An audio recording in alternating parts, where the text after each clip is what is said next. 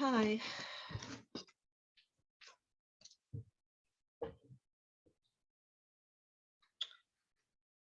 Hi, today I'm going to go on with feminists and all of that, you know, how the women's rights movement is not a women's rights movement, it's an alpha-dominance feminist movement where they just want power and control. So that's, you know, a lot of my research into the feminist movement has been looking at it from that perspective, because they're, you know, I was seeing, this is MSNBC on the 24th, so the, you know, day before yesterday. But they, you know, you're starting to see some of these cases of the Black men who have been shot by police officers and how it was covered up. And I can't keep track of all the names. So anyway, and also I've just been thinking all night long, couldn't sleep. But you know, it's coming out a lot about the corruption that's going on in the legal process. And that, you know, just, it's incredible. Now, the limelight is on the penal, the new Jim Crow, the Black, it's mainly Black urban men, which 90% of Black urban men have either are in jail or have criminal records. And of course, this makes it an extreme barrier to find jobs. So that keeps them out of the workforce. It's all about jobs, money, and economics. And that's why we see, you know, as I kept on saying, managerialism. James Burnham, he was an American philosopher, 1941, said the problem is not communism versus capitalism, it's managerialism. Everybody wants to be, you know, have a college degree and a six-figure salary and sit around schmoozing and chewing the fat. Particularly, this is particularly, you know, 90% of Washington. You know, that's the swamp that needs to be drained, and it's the Republicans as much as the Democrats in the think tanks, the NGOs, the staffers up on Capitol Hill, because that's the stepping stone into private and public sector better money making. I was looking at a lot of these kids in the past 10 years. Well, the women's, you know, mothers, protective mothers groups have been lobbying them and saying it's not just in the penal courts, it's also in the family courts. And it's, you know, these women and children are victim of crimes. They haven't done, you know, just like these men, innocent Black men that are being shot. So, and nobody cares. You know, Glenn Greenwald particularly, but a lot of people, you know, war on drugs has failed. It's another $1 trillion failure of this country. With the $1 trillion debt, unpaid student loan debt of all of these, you know, college grads that either have it because it makes them look good and helps them get into, you know, managerial positions, which, you know, as I show, law, human rights, marketing, international marketing, internet, and the economics, they don't know what diddly squat. They're all just a bunch of greedy con artists, and with just a Bachelor 101 degree,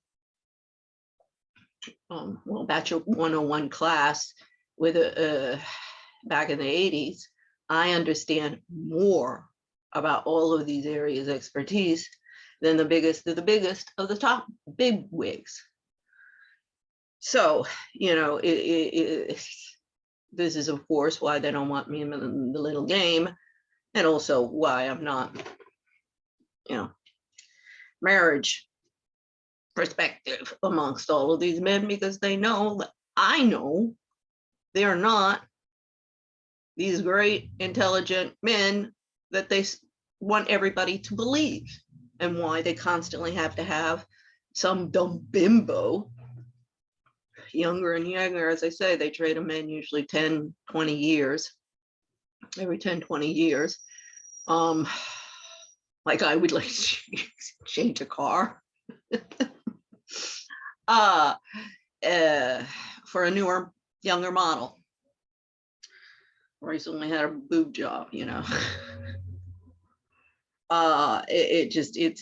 obscene.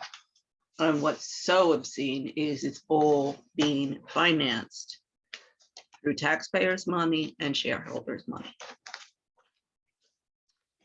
And, those are the people who have to say, wait a second, enough is enough. And the workers. And I mean, that's why you had the insurrection. I mean, but unfortunately, I've tried to reach across the aisle with, lawyers over there, Chris and Mary Miller. I always said there's 3 types of congressional elected, congressional members. The ones who come here and their family to cash in, to stay and then cash in. Kennedys are the most, flagrantly obscene.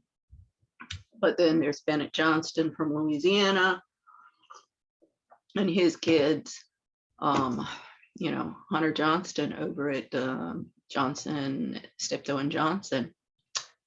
Steptoe and Johnson's in hot water, just like all of these other big wig law firms in the city.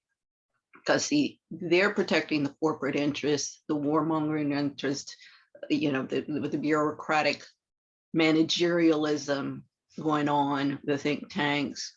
Because, if I could find a lawyer with some balls, a whole slew of videos that I prepared, since nobody will read, I prepared videos. And I mean, I forget how many hours there are, explaining every different, my case against the IMF. Then there's my case in Spain.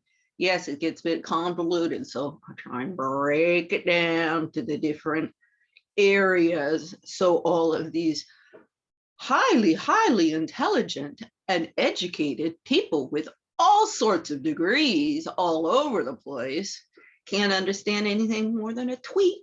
And I've even had to resort to doing,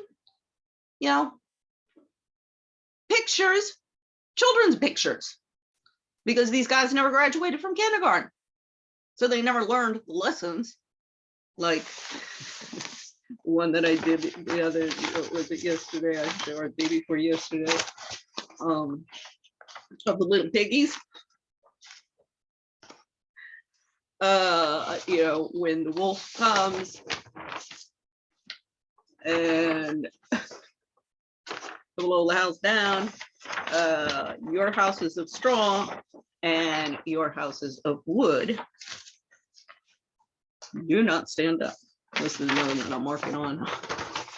That's Arizona. That was the, anyways, the view from my room. And here's the latest with Tinseltown, Little Yellow Brick Road, Emerald City, El Dorado. This is my father. That's me up there looking. My father, he loved owls, wise old owls. See, they pulled the same crap with him that they're pulling with me. But, this is where, and this is what I'm going to get into, women have the upper hand when it comes to the Machiavellian games. Women are in charge. the social order, women are in charge. Now, unfortunately, the ruling elite women only want careers for themselves and their families be damned. And it's really the power hungry that grapple. You got Nancy Reagan, who was the key that the trickle down of Reaganomics increased in income inequality, because you had the narcissism epidemic, the social influence that was injected.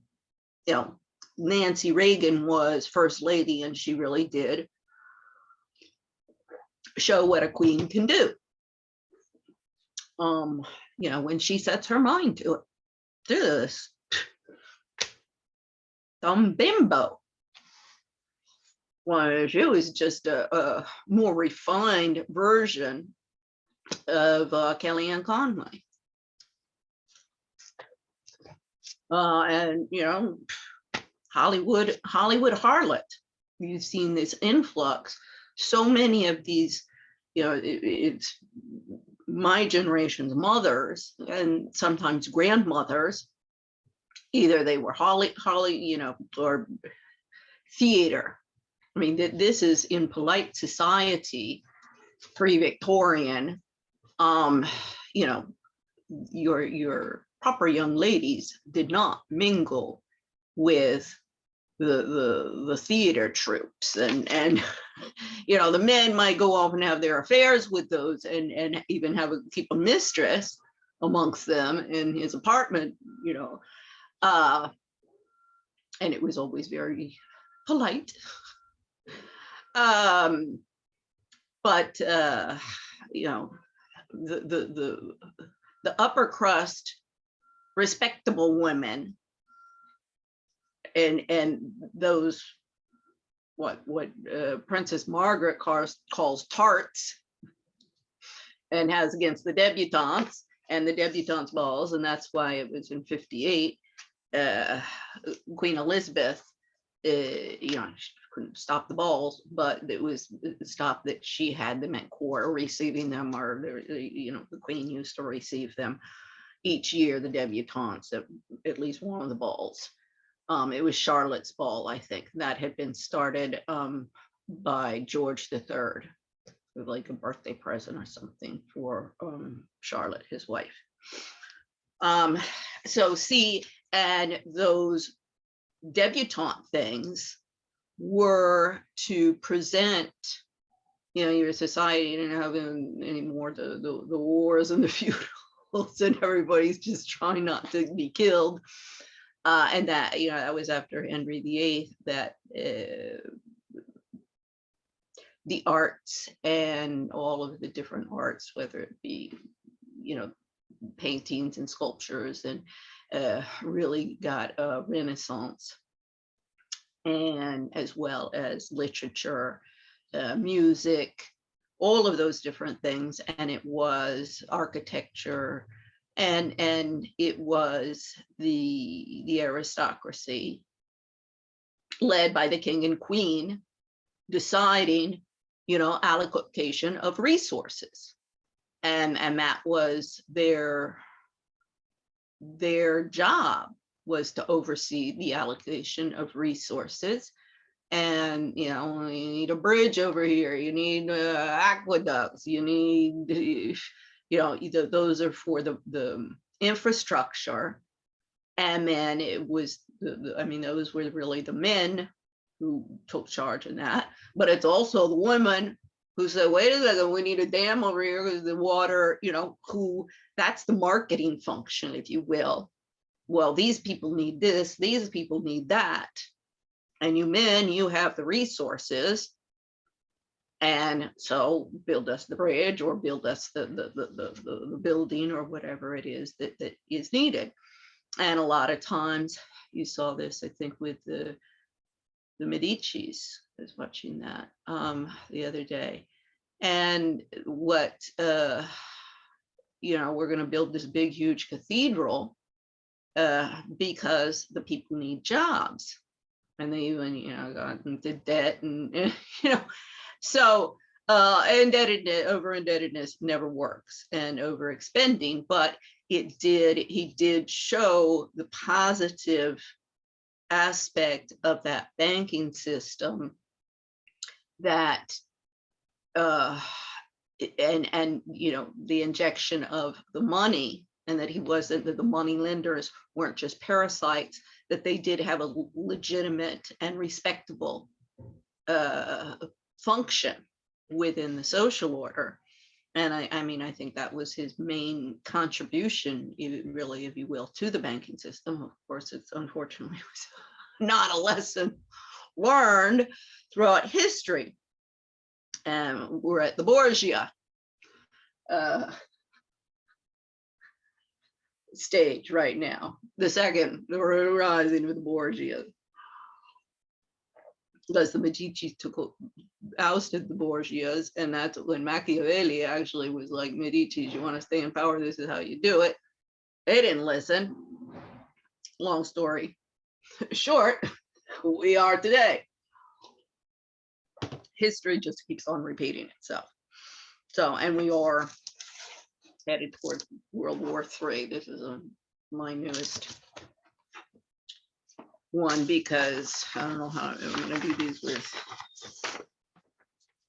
like this one, or maybe some imaging, be a little bit more fun and just boring. But I did a long time ago, a huge one. I did it for a banner, like demonstrations in the streets, as nobody listens. Oh, they're very interested. Oh. But I'm once amongst the millions out there, but I'm not out there to take a selfie and stick it on Facebook. I've done that a couple times, particularly 2016, of course. But there's some meat, substance behind everything that I'm saying. I'm not just out here pissed off going, do something. No, I'm like, you need to do that. You need to do that. You need to do that. And they all are sitting there going, oh shit, she's right. Guy's over there. She's right. Shit, she's gonna rain on our parade. Yeah, I know. See how the networking works.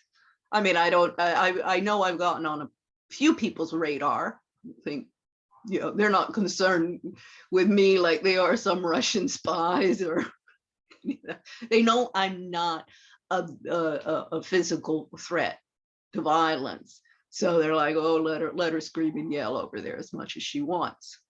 There's millions of them out there that don't do anything. They just go around cackling amongst themselves, which is the truth. And that's why we're not getting anywhere.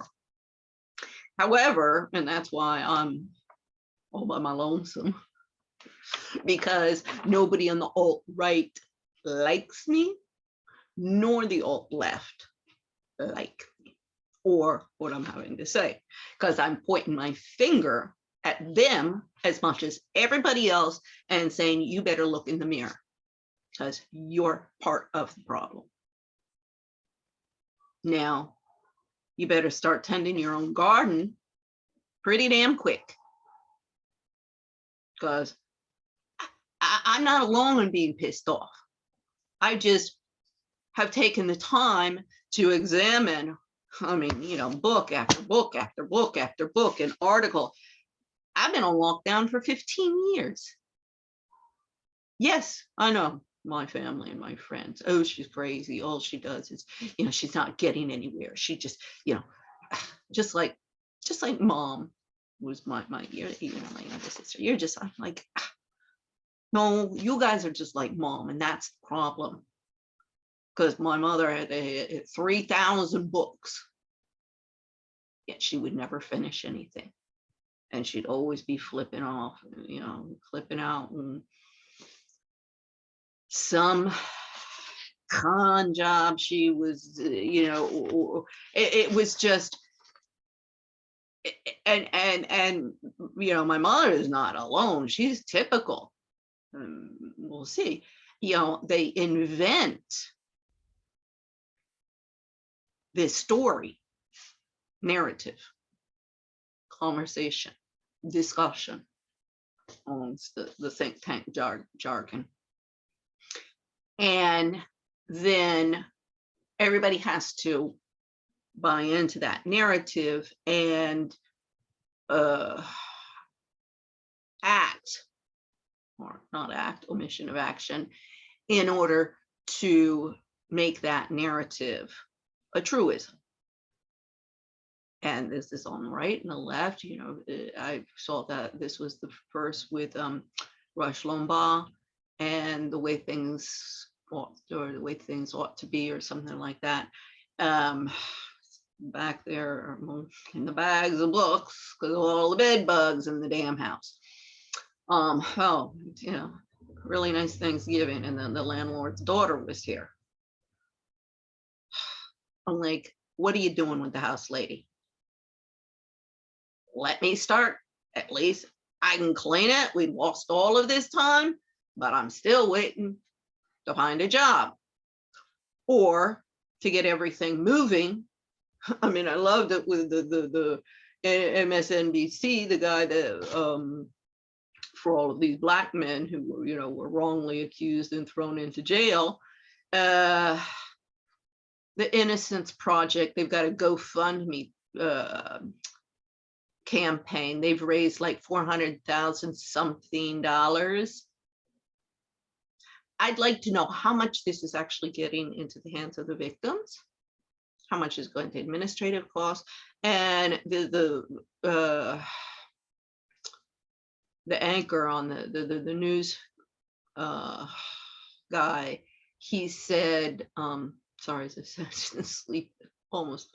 I got so much with between the landlord daughter showing up here and then my Thanksgiving meeting with my siblings yesterday. Yeah, I didn't get much sleep.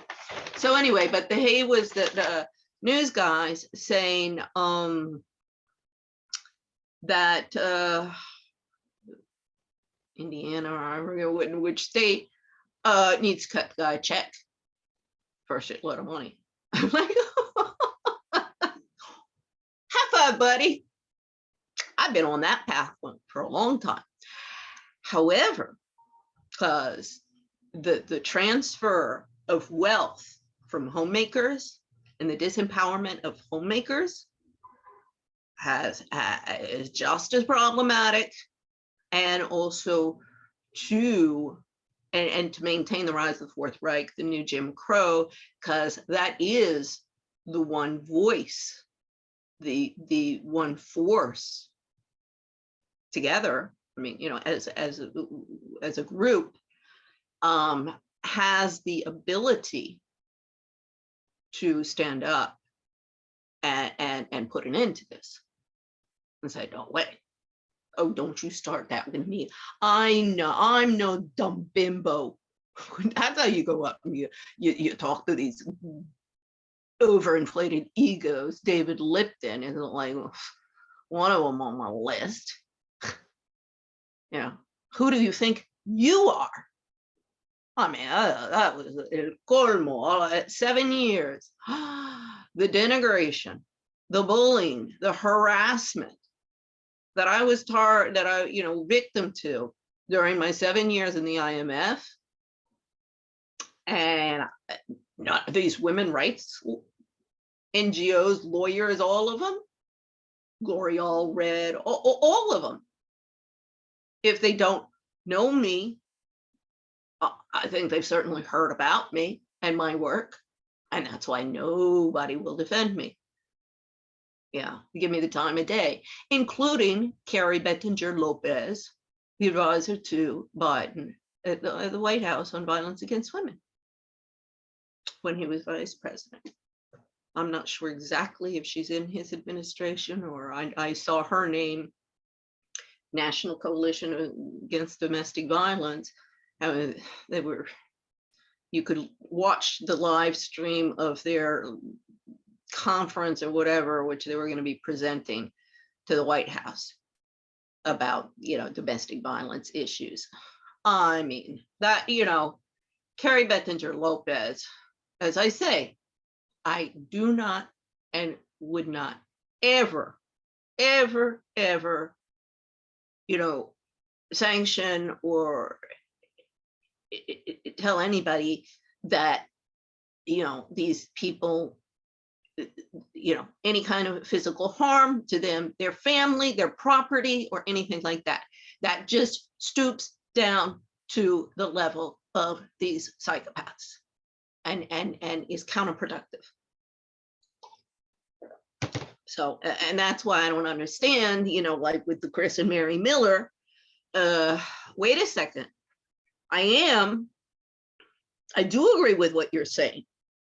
And this gets into the agrarian, that's where I'm knocking at the door now, the agrarian interest, Republicans, because I don't really see any on the Democratic side. I mean, I went to the Libertarian Party, it's, as I say, I'm not picking sides like everybody else. And that's why they don't like me. I'm trying to, Houston, we have a real problem here. And a lot of the problems I know are your family and friends, but either do the honorable thing and walk away and quit and go and find yourself a minimum wage or a construction worker job or manual labor job. If you don't want that responsibility, don't get into the game. And if you get into this game, and it is one Machiavellian game that's going on in DC, and not just DC, because I'm playing hardball with the people in Madrid, the people in Paris, the people in London, the people in New York, LA as well, and even Miami, because that is the capital of South America. I think all South Americans would laughingly agree on that one with me. But so this is, as I say, the different groups, the feminists, Bretton Woods, the American ruling elite, the different institutions, and some of the factions, if you will. Here, I'm going to get more into World War III, which is where we're going, and how you've got the managerialists, to get this, but you got the managerialists, the industrialists, and the techie liberals on one side. Now that's, the techie liberals tend to be more of the Democrats. The industrialists, which bring manufacturing back to America, Trumpism type stuff, those are the industrialists, which are both the industrialists and techie liberals are managerialists. And they've also embraced affirmative action and Alpha-Dominance Feminism, which, and minoritism, which is, we want in the game as well to be just as dirty, to have the right to be just as dirty and greedy as you old guard, Gilded Age, Vanderbilts, Astors, that's what I, which had usurped power, economic and social power. So, the PJ Kennedy, he was smart. He was very smart. And he got into the tavern business. That's where the politicians, and he even had his third one was at an upscale hotel in Boston. So, he understood these things. He studied it for 15 years and all these books and everything. He understood it. Why? Because that's how society functions. And, if he wanted to make it, he was gonna play by the trajectory where the game was going at the time, and which was not, let's go and hang out with the descendants of founding fathers, because they're all boring. They don't want to party. And they, sometimes have some scruples about where the money has come from all of this partying that you all want to do. And that's what happened with Louis XVI. Well, 14th going on to 16th is when the whole thing fell apart. England, since they had already gone through, they had the Magna Carta, but see, the Magna Carta, it took them 500 years to even like go, oh, I guess we have that piece of paper over there that our king signed, like his great grandfather, something. Maybe we should think about using it. And it was used, and it did prevent the bloodbath in England that you saw in France. And in fact, then you had the Robespierre and what is it called? With the bloodbath there, I forget what it was called. But and you saw the same thing in Russia, Lenin, Stalin, and the viciousness of the people vying for power when the oppressive czar and kings had been ousted, only to find, well, I guess they weren't so bad, but in the process, the French aristocracy guillotined.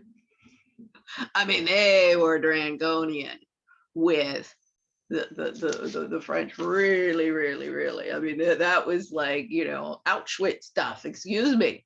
It was just the rich instead of these poor people that just starved to death and gassed.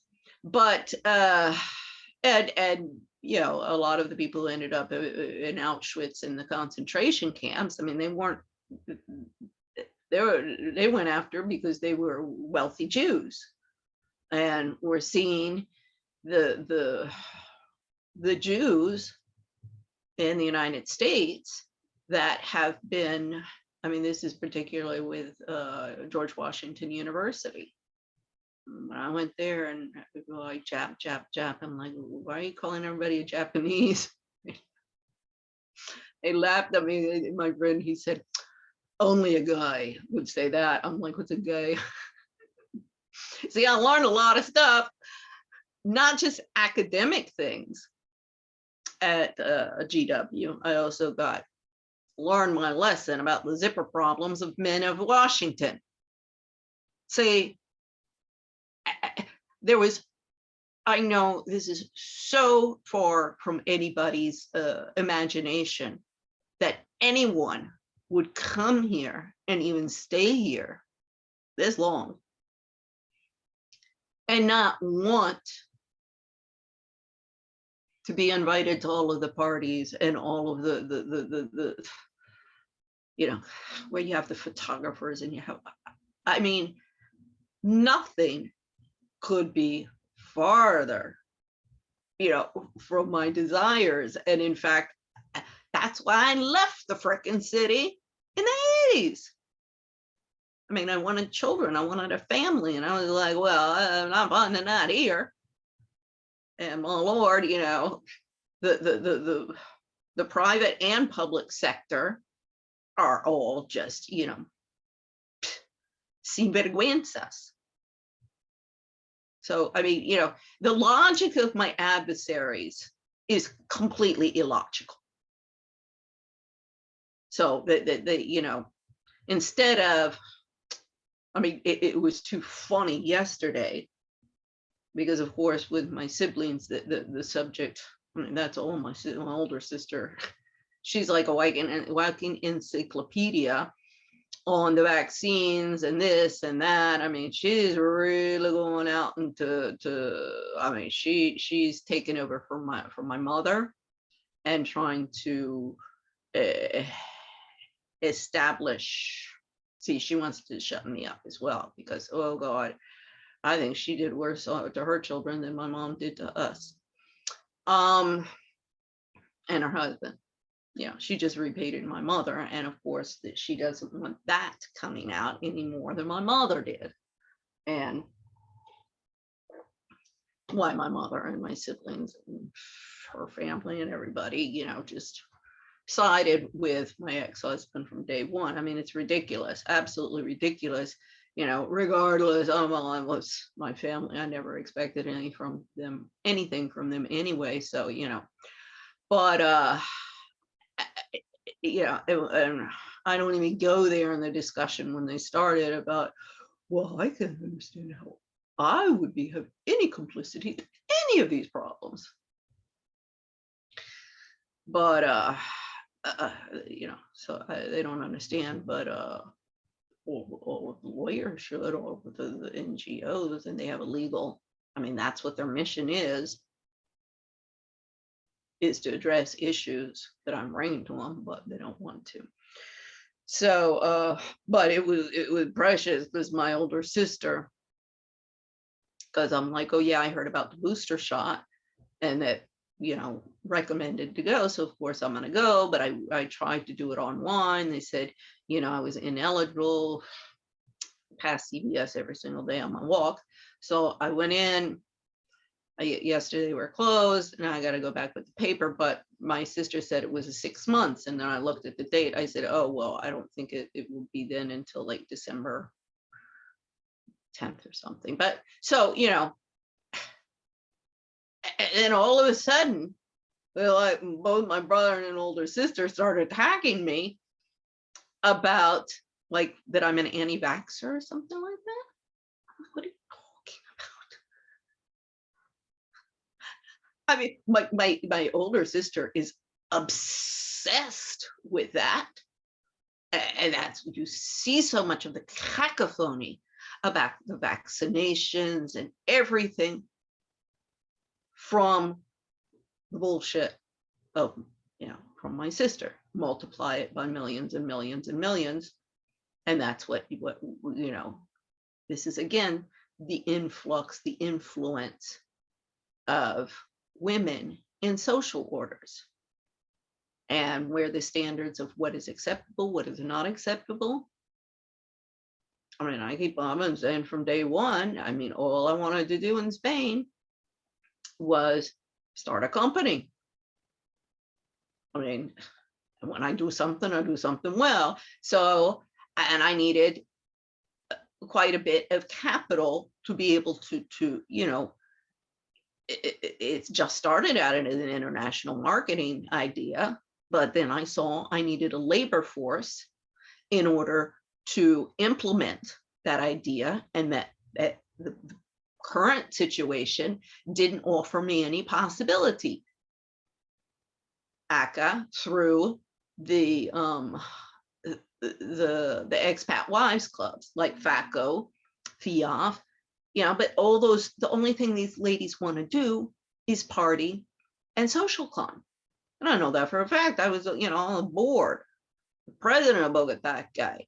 I mean, the crap that Anne Beatrix Keller pulled on me when I was at the IMF Family Association, absolutely no different.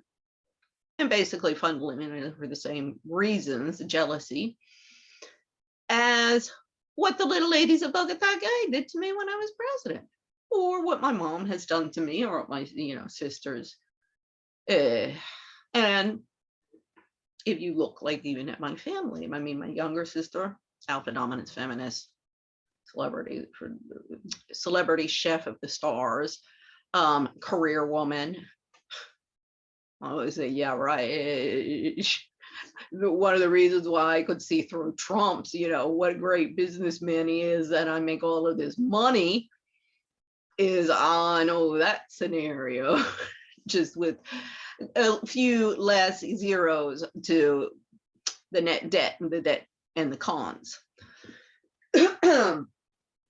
So, you know, I know too many of these con artists, and that's another thing why ruling elite women who had a brain were a very, very, very valuable asset in antiquated society. You know, as a wife and a mother. As a wife, you know, because, well, we better be, you know, not going off and spending. No, on top of the budget, this acre's not producing enough. This is not, you know, working out. Because believe me, the organizational skills of women, you know, the not the lazy ones, sit around and shop and spread their legs, but the honest, hardworking women, their organizational participation and connection to the social world of what's going on in the communities and the different homes, as I always say in Bogota, I knew who everybody was sleeping with. Oh, God, it's like one freaking frat house. Yeah, same in the IMFs. You know, I'm like, what in the world would ever possess me to want to get back into that world? I mean, you explain it to me. I don't understand. To eat at a bunch of fancy restaurants, no. Quite frankly, that, you know, that whole stuff bores me. To go shopping and spend the day, you know, looking at crap, because it's getting more and more crap out there and more expensive. These people have no taste, no class, no decorum, and will spend the most inordinate amount of money on bullshit. Now, you know, what is it particular? I think I don't know, because there's a little, Ralph Lauren is one of the designers. I mean, his clothes used to be very classical, very of good quality. And to buy something that is well made, that is of a good cut, that is of a good material and good fabric, that is going to last me, as I say, like, and some Givenchy cocktail dresses. I only have one that I was able to bring back, but you know, 2 classic black ones, but elegant and classic. I would wear, you know, those are, I wouldn't wear them all the time, you know, but when I, you know, had when I felt like wearing a black cocktail dress to a dinner party or a cocktail party, those were my 2 options. And more than enough for my wardrobe, to have a complete wardrobe that didn't cost an arm and a leg. Believe me, my Givenchy dresses, I got because my ex-husband had a friend who worked at Givenchy, and I got to go to the sale that was, you know, for the employees and friends. And it was just a bunch of racks, and all the ladies were walking around, not walking around, but, you know, having to get to strip down to their bra and underwear to try things on with everybody around. I mean, I've been warned. I couldn't believe it when I saw this lady with her string bikini showing her ass to the entire, I was like, oh, come on, don't. And both of us looked at each other and said, don't tell me that she didn't know. I mean, you know, we're the granny types. I don't have that, but, you know, the stuff that, you know, in my bathing suit would have covered up, maybe less. So my mother told us very young that yeah, how to look at good quality in clothing, and you better find it on the sales rack, because you're not going for real silk ever. Yeah, that's an asset for a husband, not some woman who goes and spends them into a ruination. That's just as bad as the husband crapshoots. The money, I mean, my ex-husband, if he did what he said he did, I still want all of the records. You know, and the lawyers and the judge, that's just investing. I mean, at that point, I was like, oh, come on, you people, you're in his pocket. There's no freaking way that you know, he's bought you. There's no freaking way that all of you people could be this stupid. I mean, and like my life was on the line. I mean, the first objective was psychiatric ward. When that didn't work, it was prison. When that didn't work, there was a kidnapping attempt, and I still can't figure out whether the the idea was to shoot me up with, you know, all sorts of, and say, see, look, we found her body on a ditch, and a ditch with all of these, you know, injection marks. Well, they would have been the only ones. If any forensic, you know, examination would have been, well, wait a second, no, this is just like right before she died, and there's nothing else there.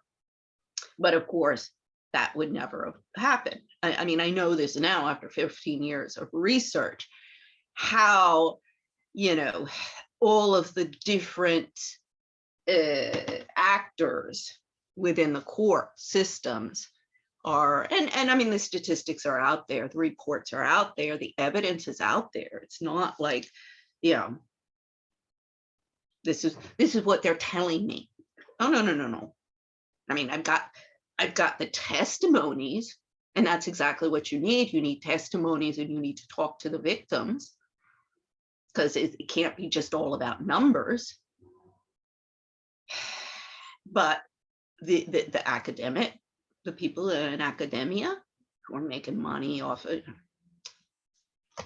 Carrie Bettinger Lopez, the perfect example. But Phyllis Chesler, even Rianne Eisler, one of the ladies at the battered custody conference, battered mothers custody conference, said to me, she was like, oh, you know, your rhetoric is the same as Rianne Eisler. I'm like, I know. So why is Rianne Eisler, who's a lawyer and was a victim of the Holocaust? I mean, she was very, very young, I think, and they escaped, but, and it wasn't Germany, I forget, maybe it was Austria. But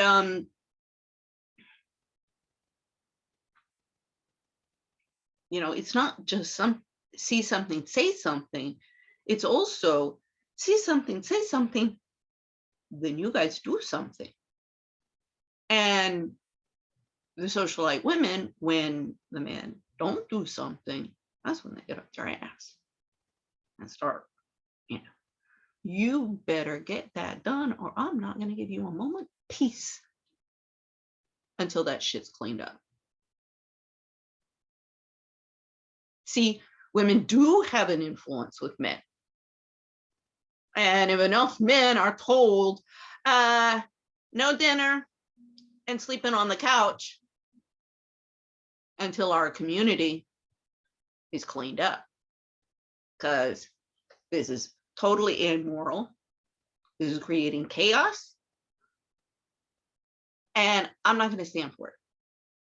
Men have a social contract with women and children as much as the social contract, and that is also with their governments, because it legitimizes the government just as much as the social contract with men, to have a level playing field and to have law and order. And part of that law and order, that's why, you know, a lot of the women were kept out of the politics, and men were told, you better control your wife. And the rule of thumb, yeah, if you have to, you can't beat the crap out of her. You got to take a switch to her. You know, if she's going to act like a child, then treat her like a child. And this is a lot of what the feminist movement was really just a bunch of, spoiled little brats who wanted power and control. And it's prevalent. Oh gosh, where are my glasses? It's reverberated and reverberated. Oh, here they are.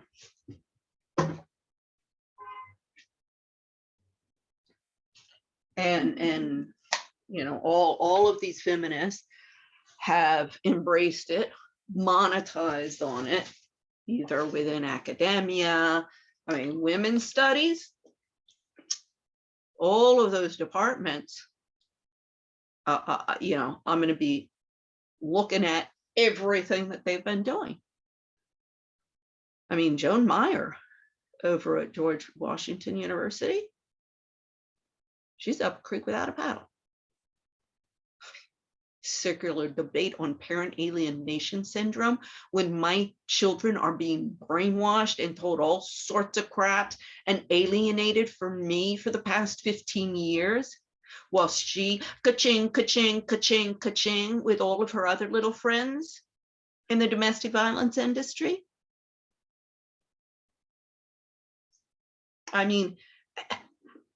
These women are the enemies of women and children. They are the reason that women and children are now stateless, rightsless people in Western societies. And everybody's there drinking their Kool-Aid. Put another conference together for them. It's incredible with Mary Miller and Moms for America. Why is Moms for America not being put under the same scrutiny as Trump for inciting that insurrection? I'm sure the influence Moms for America and that Fletcher woman is doing is much more than Trump standing up there saying the same thing that Maxine Waters said. Why is it okay for Maxine Waters but not for Trump?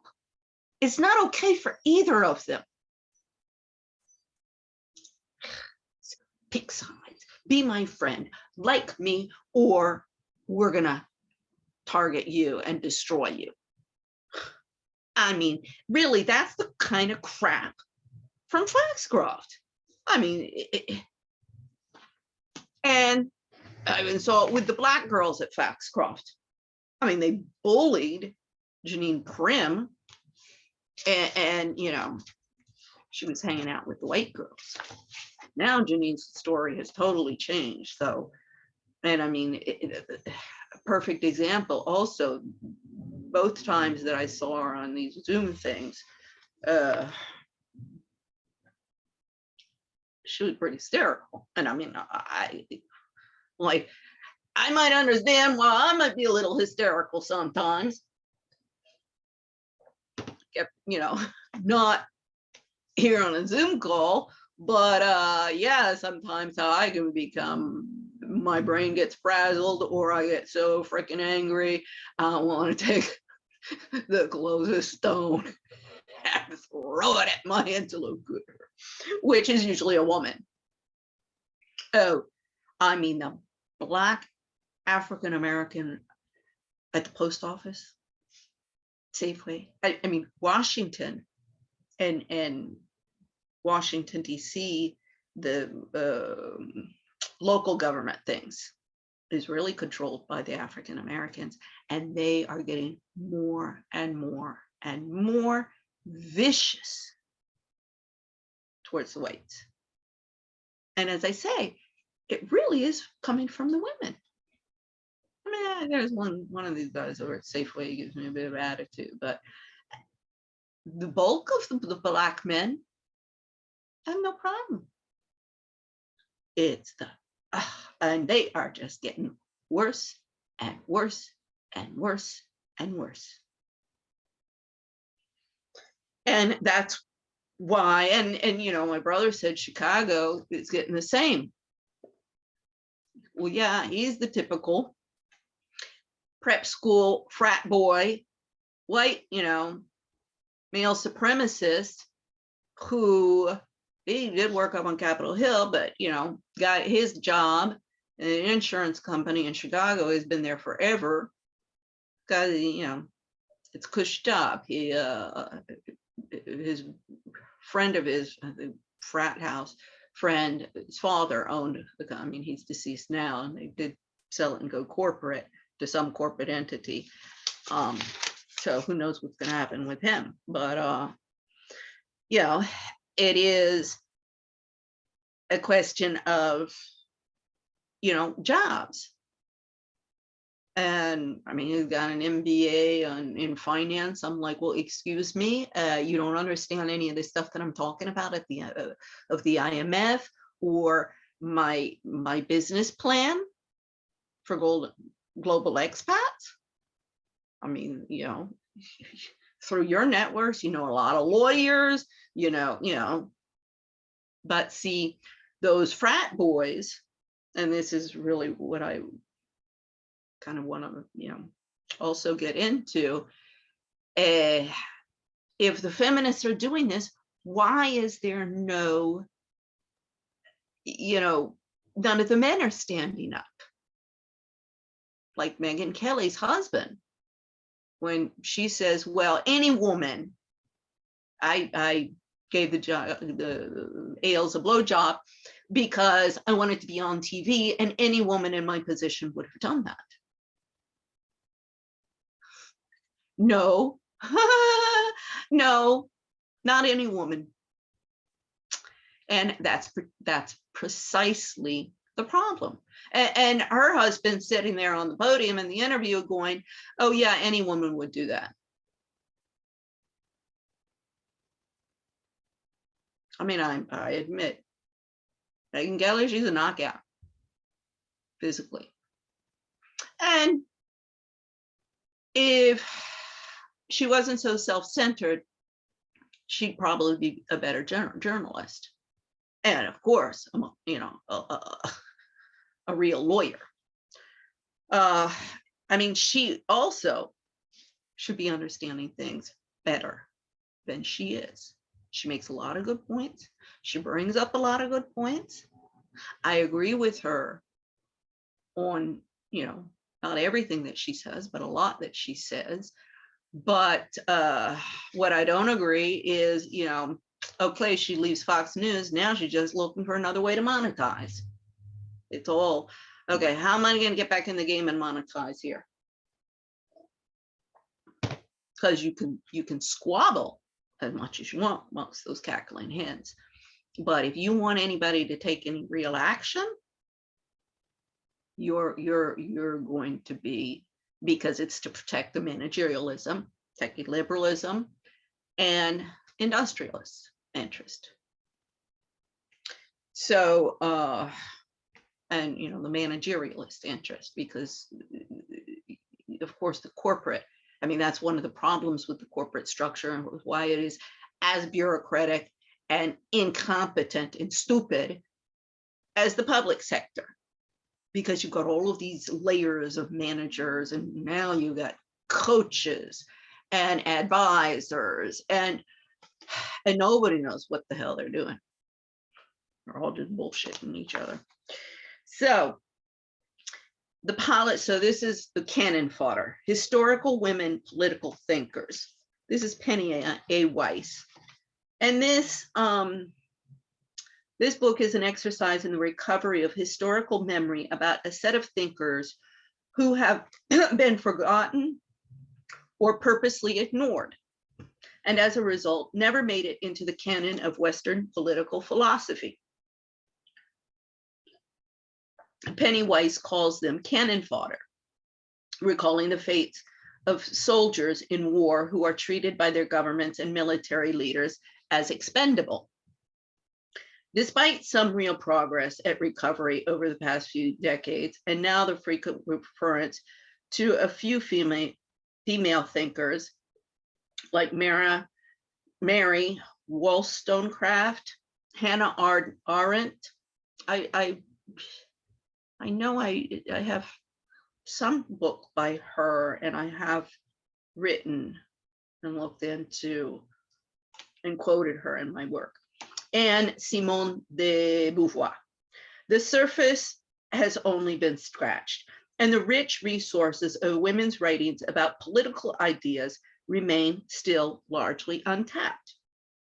Included here and intended to further whet the palate are figures from Sei, or I'm not sure, that's S-E-I, Shona Gon, obviously Asian, Christine de Pisan, either probably Italian, Mary Astle, to Elizabeth Cady Stanton, Anna Julia Cooper, and Emma Goldman. I have to admit, I'm not familiar with those.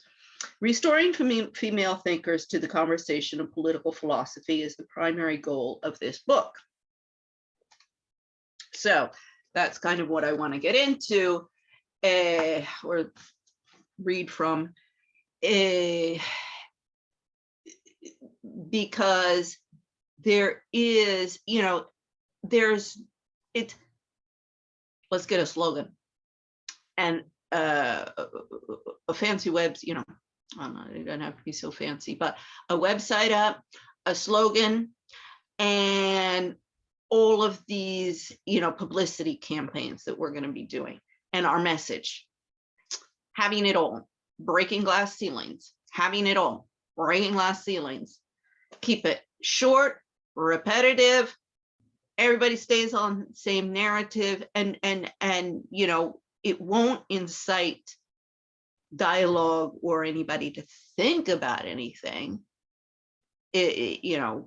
And of course, why you want all of these narcissistic robots who will just repeat, parrot what they are being told.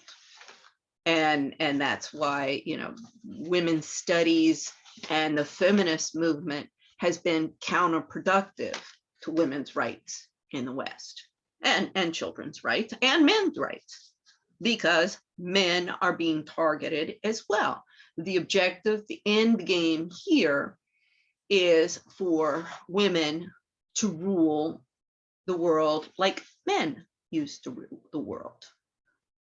And for example, in antiquity, in a lot of the cultures, boy babies were, girl babies were often sacrificed. There's too many girls. We don't want to, we don't want a girl. We wanted a boy. So they killed that child. Really some, and for example, I think you saw that in China more recently with the one child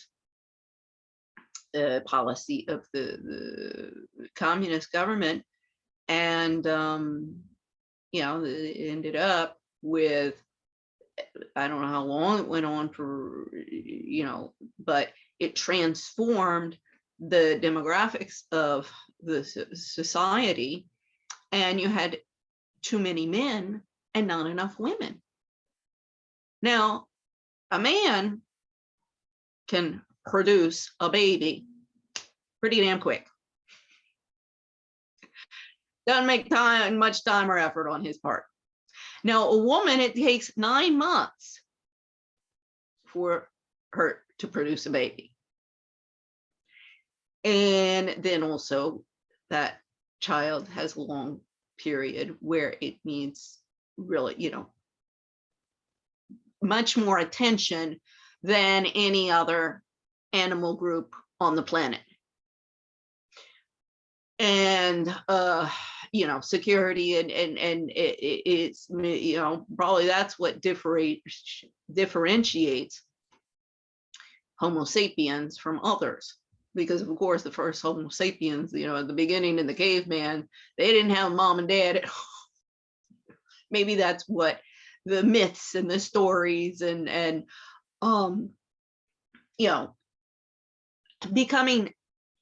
transforming Homo sapiens from animals to civilized human beings with laws, clothes, you know, the arts, the because mankind, I mean, it's done horrible things, but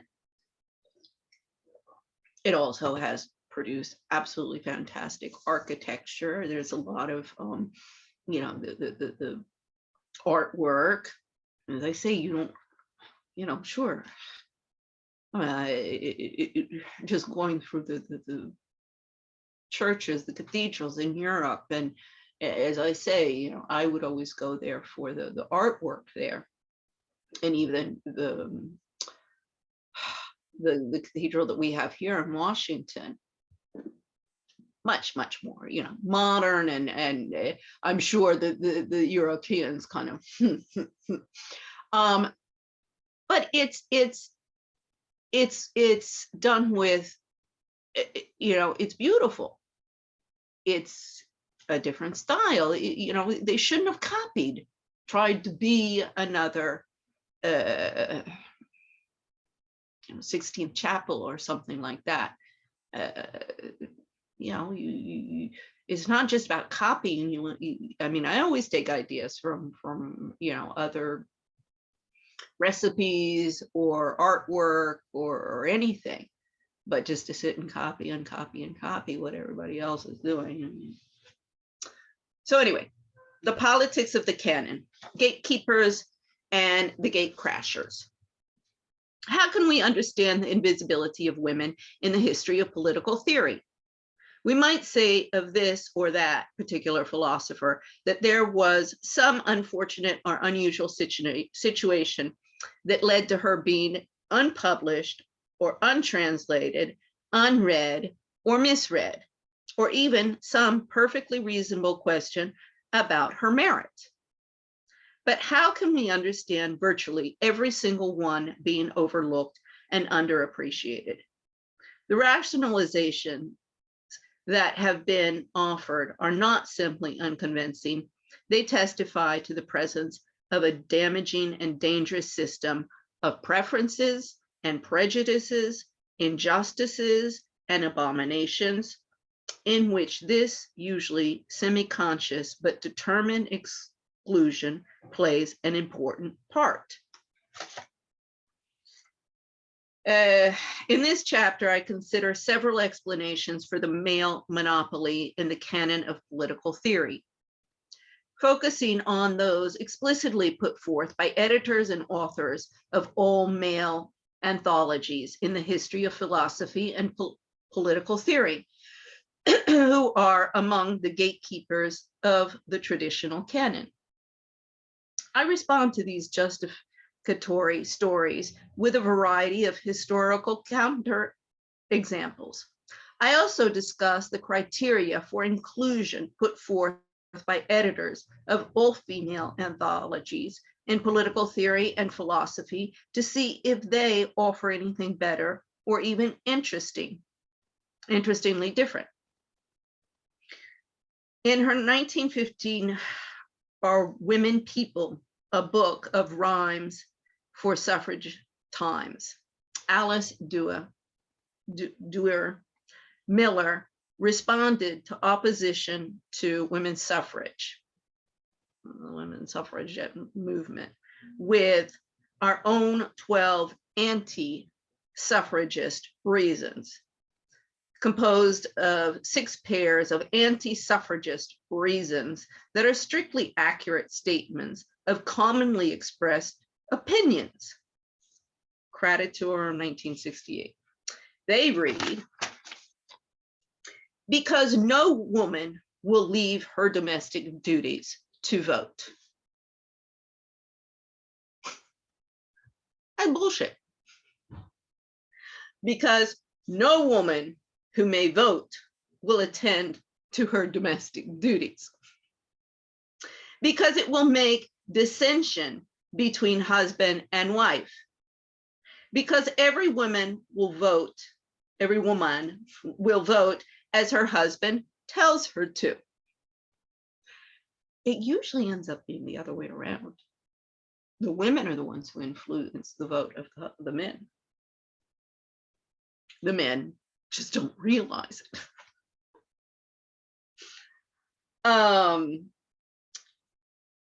Because bad women will corrupt politics. True. Because bad politics will corrupt women. That has been true as well. Because women have no power of organization. Now, this is true and false. I said earlier, that women's forte is organizing, and that's like at a micro level, organizing home and in like the restaurant business. They're more detailed oriented to things that men, that the place setting be done correctly. Things like that. Gay men, it's a little different terrain there, but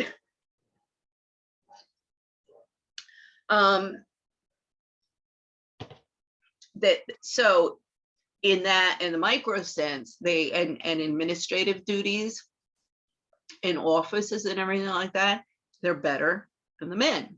And the men in the more intellectual theorizing side are better there, and that's really why you had that dichotomy, which we want to change that dichotomy just because we want equality of numbers, and who gives a shit about the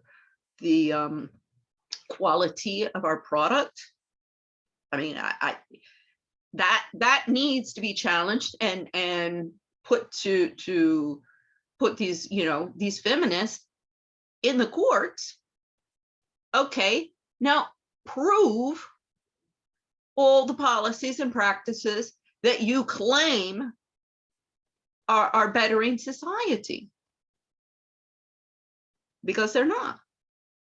And you have a woman who's been challenging now for a decade, and all you do is contribute and assist with her oppression and silencing her. So obviously you're not of good faith, because if you were of good faith, all of these cases would have been submitted to the international courts, and courts would be cleaned up at the national levels, because that's all I've been asking. And I mean, I prepared everything by myself. It's the cases are all prepared, they're all argued, everything. I've laid my bricks one by one, and everybody keeps on, wanting to destroy me. So I just keep on building and building and building and building and going into different arenas and demonstrating. The more time goes on, just another name, another area, another group, another faction, another person that is, the common denominator with everyone is they want to maintain the status quo of corruption and immorality. Because if that was dismantled, they'd be out of a job, they'd be losing their houses, So, and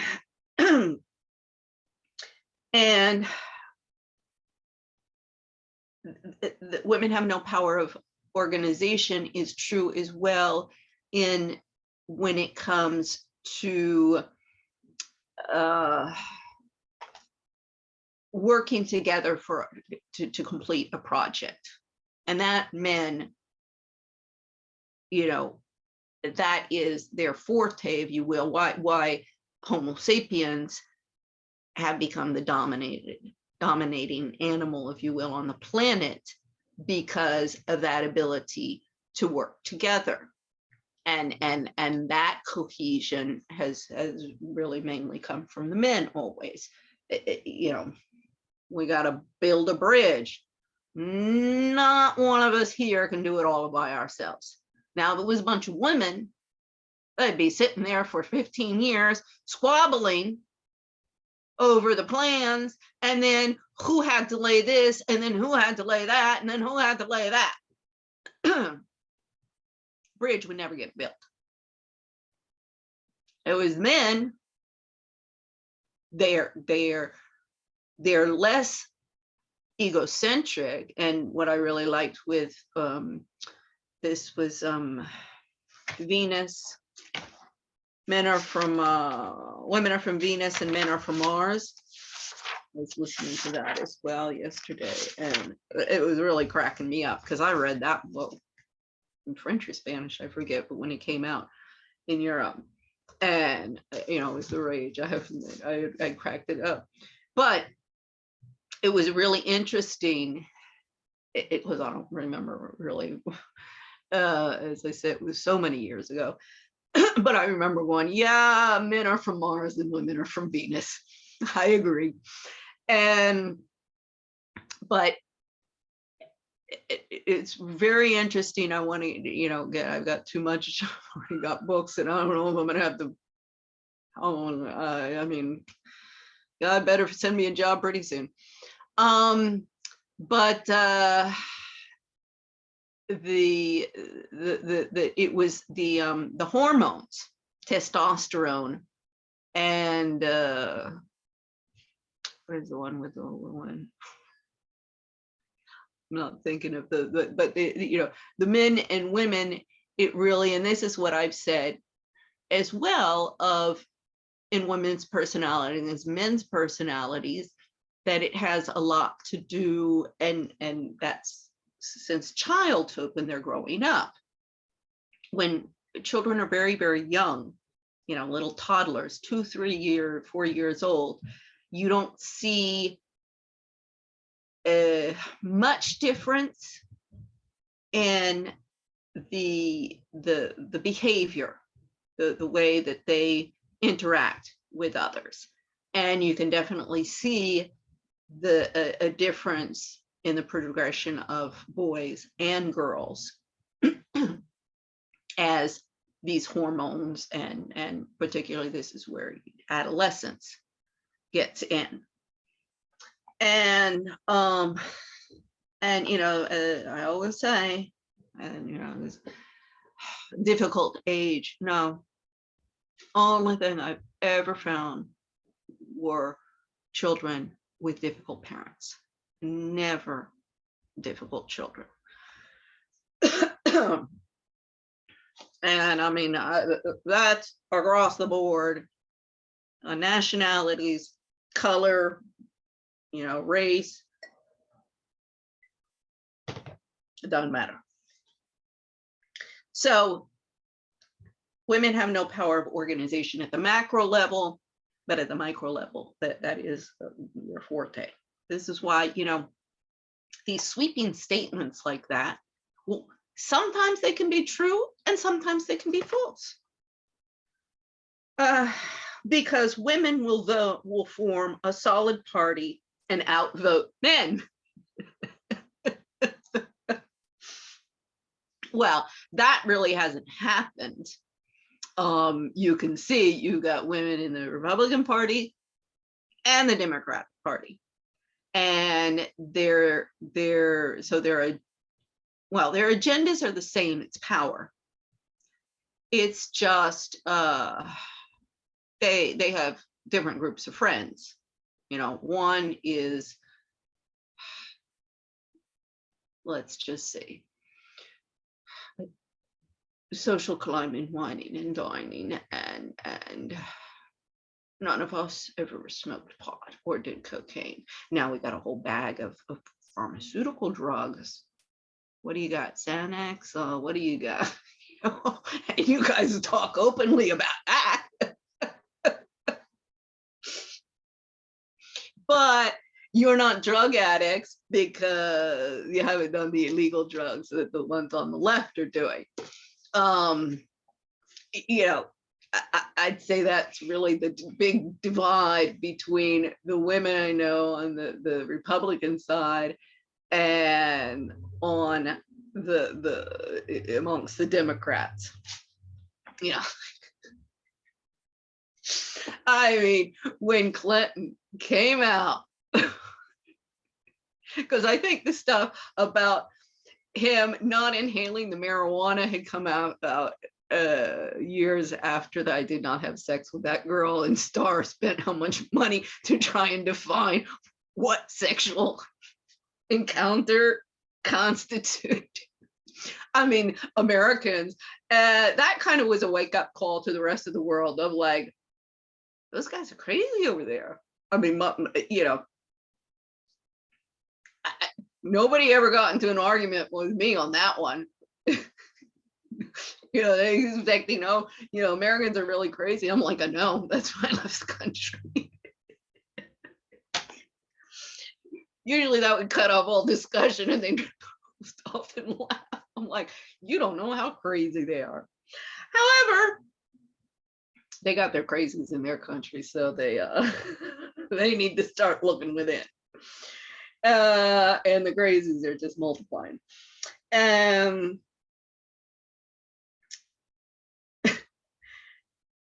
Because men and women are so different that they must stick to different duties. No, must stick to different duties just because you're a man or just because you're a woman. There are, you know, all women are not, how should I say, the damsel in distress, or the you know, not all women. I you know, I'm always going to be, you know, clothes. I like clothes, but I do not spend. I want a nice wardrobe that's of good quality, and you know, every once in a while I'll buy something and add to my wardrobe. Of course, I came to the United States with one suitcase, so you know, I've had to buy some of this stuff over the years. But you know, my budget is usually 10, 20 bucks. Is I'll go into, you know, give myself a pickup, go into the Nordstrom's rack. You can get some amazing things on the sales racks there. Go through there. But see, then, you know, when I go, I'll maybe pull 20 different things off of the rack and into the changing room. And because the stuff off the rack there, sometimes it's got, you know, you got to do some alterations. Some of it I can do, some of it you can't work with, or some of it, you know, that's why you try it on to see how it looks once it's on your body. And I'll usually come out with like one thing. Sometimes I won't get anything because I'll like, well, this, you know, no, this, not because it's not hanging right, or, you know, whatever. But people who, you know, they'll be like, oh my God, I love your dress. One, my favorite, I bought it a penny. And some woman saw it. She was like, oh my God, I've been looking for a dress that I need to go to for a wedding that I have to go to. That would be perfect. I said, yeah, you know what's even more perfect about this dress? It cost me 1 penny at Nordstrom's rack. She was like, you can't believe, you know, most women out there, this is where I differ. I'm like, oh gosh, you know what? You know how much I got this for?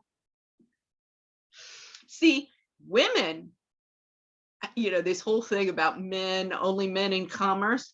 Are you kidding? Women, you want to negotiate with a man or a woman in a commercial transaction? I think I would prefer the man. The women are much more detailed oriented, you know, so men and women are very different, but they're complementary. Even, you know, men most of the time when the you know, dating and mating antics of the girls are getting involved. Oh, they would be good together. Oh, he likes her, she likes him. They get involved with that. Gay men is a separate category. Homosexual men, you know, they don't get involved, or they don't want to get involved, and all of it just whoosh. I mean, it's quite amusing sometimes. The men will be like, did something just happen here? And all the little women will be giggling all over the place. And I'll be standing there going, you men just don't get it, do you? Because see, I always have enjoyed the company and conversation of men. So in the sense, my brain works a lot, much more like man's. But I like the cooking and the babies, and I have this, my maternal instinct is like off the Richter scale, if you will, and it always has been. I mean, for me, ever since I was a child, even, with my siblings, my older sister, I said, because anytime there was a child, and it was fussing particularly, hand it over to Quimby, because Ron's going to get pissed off if that child doesn't stop fussing. Told her one time, I said, when we get older and you have children, I'm going to kidnap them and raise them myself.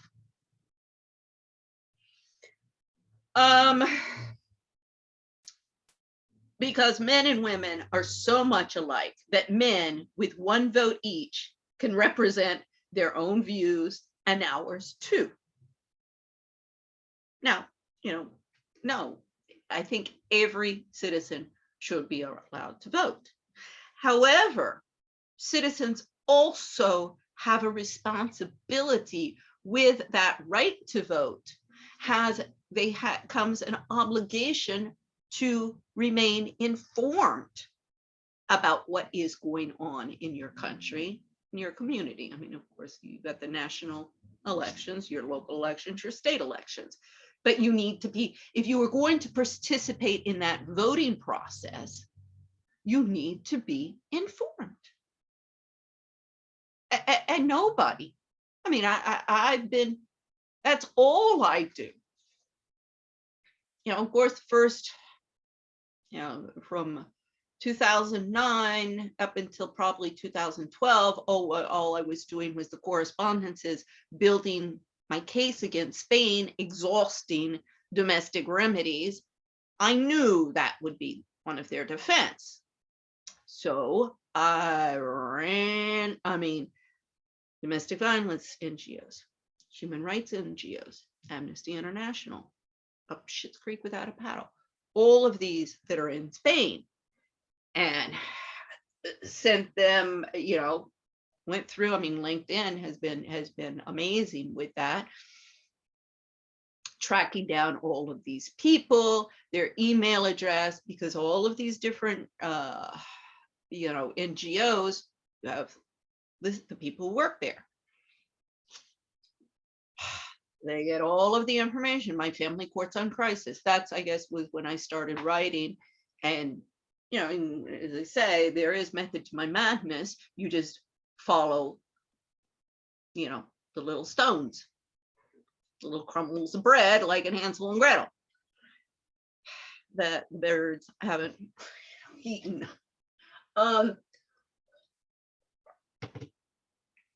Family Courts in Crisis newsletters, all the information is there. It was, I read through all of the literature of all of the experts and condensed it down into one report with the essentials to try, since nobody can read through all of this stuff and understand it, try and simplify exactly what is happening. And it's all there in black and white. So why? This is domestic violence, women's rights, human rights NGOs, or the Bar Association of Madrid, Defensor del Pueblo, there was the Instituto de Mujer. They said we don't do this. I'm like, you do now, because you certainly should be. I'm going to see your ass in court for what the hell are you doing then? By the time I left Spain, I knew it was a con job. I just didn't realize until I got to Washington from all of the other ladies who told me, oh, no, that con job is going on in every single country of the world. And there's even an underground railroad for the victims of this slave trade, because that's what it is. It's another slave trade. So, all of the blacks there that want reparations for their slavery, I'm like, you little ladies, the second you get that money, you're gonna have to turn around and pay it to me and all the other victims of our slavery that you're promoting. So where does it end? Payback, payback, payback, payback. Because women cannot use force. Well, that's not strictly true. That's not at all true.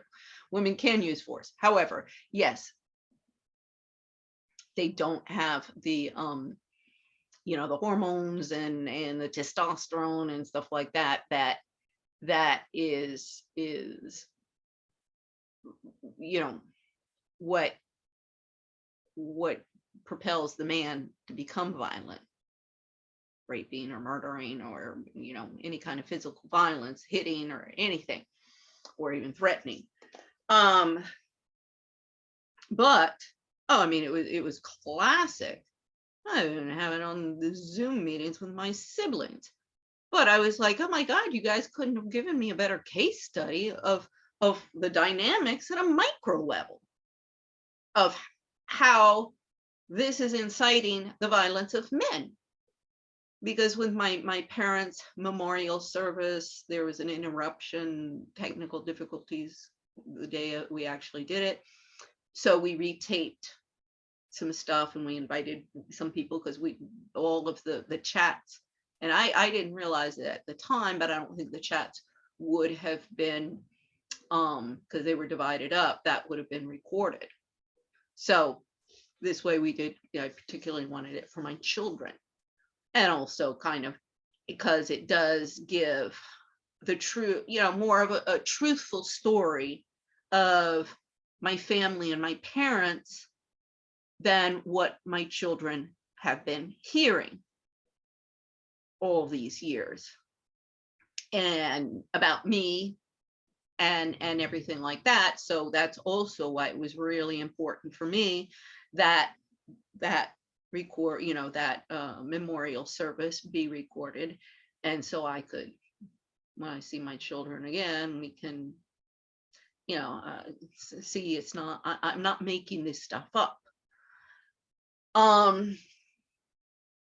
But so my sister had been such a pain with her daughter putting together the original one that the daughter didn't want to, re-record. I said, okay, fine, no problem, because it was, it was just I think we organized two meetings of chats that people could come and we talked like had been the chats before. And of course, not everybody came back. That's fine. I mean, as I say, it was just to have a remembrance. And I particularly, because Cazelles, I thank them very much for coming and taking the time to do that. But so afterwards, I'm redoing it, and I had to crop the videos and put them together, and that took some, because that takes time, particularly with these video editor stuff, and also memory on computers where I have absolutely no memory. I mean, I bought the cheapest that I could. So everything's on USBs and stuff like that over the years. So, I told my siblings, I gave them a week. I said, look, you tell me what you want to include in here, and do not tell me what you do not want to include, because I'm not going to go through myself and start, well, I don't like this, I don't like that. Because see, this is the MO of my family.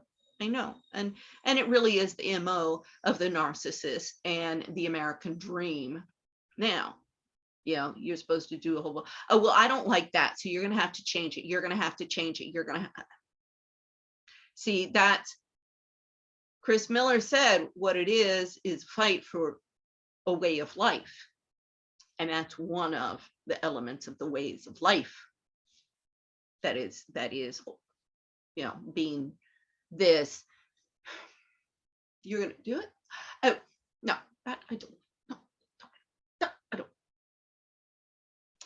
a dictatorial paradigm and kowtowing to a bunch of queen and kings for a day, and whoever happens to be in power at the moment,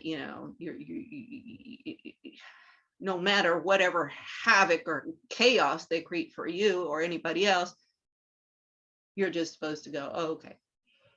So, long story, 1 week, after 3 weeks, of saying, you guys, I'm finishing this up. I've got other things to do. And this is on lockdown. I'm working on my research. By this time I'm into the videos. So I am taking out my valuable time for them. Well, you're not working, so what does it matter?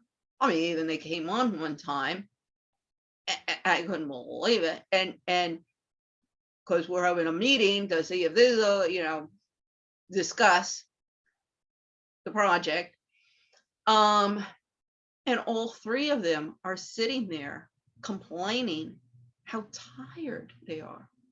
And they, my brother works 9 to 5 Monday through Friday. My younger sister, same deal. She was working at some restaurants, but she was, in 2016, I worked 13 shifts a week. I worked every single day for the entire year. I know this would be 2017. And Sundays, either Saturdays or Sundays, I would have 1 shift off. Usually I would usually ask off for Sunday afternoon, evening.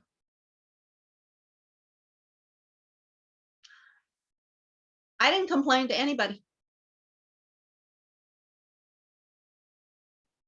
That was so incredible yesterday when they're trying to, my brother actually well, maybe we need, somebody needs to be assigned to watch over you because you can't even, you're not even up to date on when you're supposed to have the vaccinations. I was like, oh my God, you guys, this gaslighting bullshit is really over the top. But with the memorial service, 3 weeks, and then all of a sudden, and I said, done. It's done. Go on to press. I'm done. And my brother contacts me and sends me an email with, okay, here are the portions of the videos that I want. And I said, you're joking, right? You're really joking.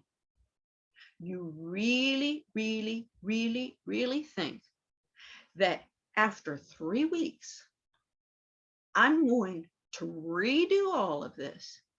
And we're talking, video processing and looking through there and then recutting it, and which means trashing everything that I've already done in the past 3 weeks. And it is going to take me at least another couple of days. I was like, you're kidding me, right? You're kidding. And my sister, we voted with, this one I loved. This reminds me of the ladies that look at that guy and the mentality. See, narcissists and psychopaths don't understand anything about democracy. We voted that you can't say this. We voted that you can't think that. We voted that, that's not going to be included. I told them, I said, these are not things that you can vote on. What I can say or think or do with my property.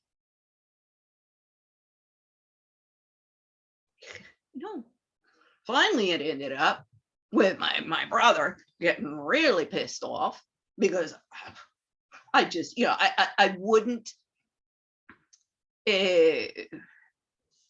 bow down to them and say, okay, I'll do what you want. So screaming and yelling and harassing, get it everywhere. And I'm going, screw you. And of course I'm getting angry. And then, so my brother, he threatens to come down here and beat me up if I don't do as I'm being told. I was like, see, this is a classic. Oh, and then Colmo was his Philippine girlfriend. I mean, my sisters had told me what a dumb bimbo she was before, because I hadn't met her before coming back to the States. And oh my Lord, I was like, I always said, look, I just want to be happy. Oh, I can be happy with this. I've come to understand. I mean, see, we were all separated. We went off to boarding school, and it was a lot of this alienation stuff. See, this is where with Joan Meyer, I saw the alienation stuff going on in my family with my father and all the shenanigans of my mother. No, I know this stuff, not only from the academic level, but I know this stuff from real life experience. I'm an expert. But of course, I can't monetize that because I want some real action and not just to get on a podium and say what Nancy Pelosi wants me to say, or, Mary Miller and the alt-right in the Republicans. I mean, see, Mary Miller and Moms for America also are pro homeschooling. Pro homeschool, no, homeschooling is, I'm like horrified by this trajectory. No, because schools are not just about the academics, it's about also the social interaction. And additionally, a lot of problems with schools that needs to be cleaned up. But additionally, when there's a problem within the home, there's really no one around to detect anything. Now they're not doing the job now. Just hire a psychologist for these kids. God, at least Padre Nicolo in Bogota, with the street children of Medellin and Bogota and everything. We went to the Hogar, and somebody asked about the psychologist. They didn't have, some psychological assistance for these kids, and the guy, he said, El Padre wouldn't let those wackos around these kids for anything. I have to agree. And most or a lot of the teachers and young men who ran the school, because some might be janitors, I'm not sure, the different, or dorm father or something, had actually been street kids themselves and had gone through, and I mean, we were examining the project for application into the public healthcare system. Of course, cackling hens were involved in that.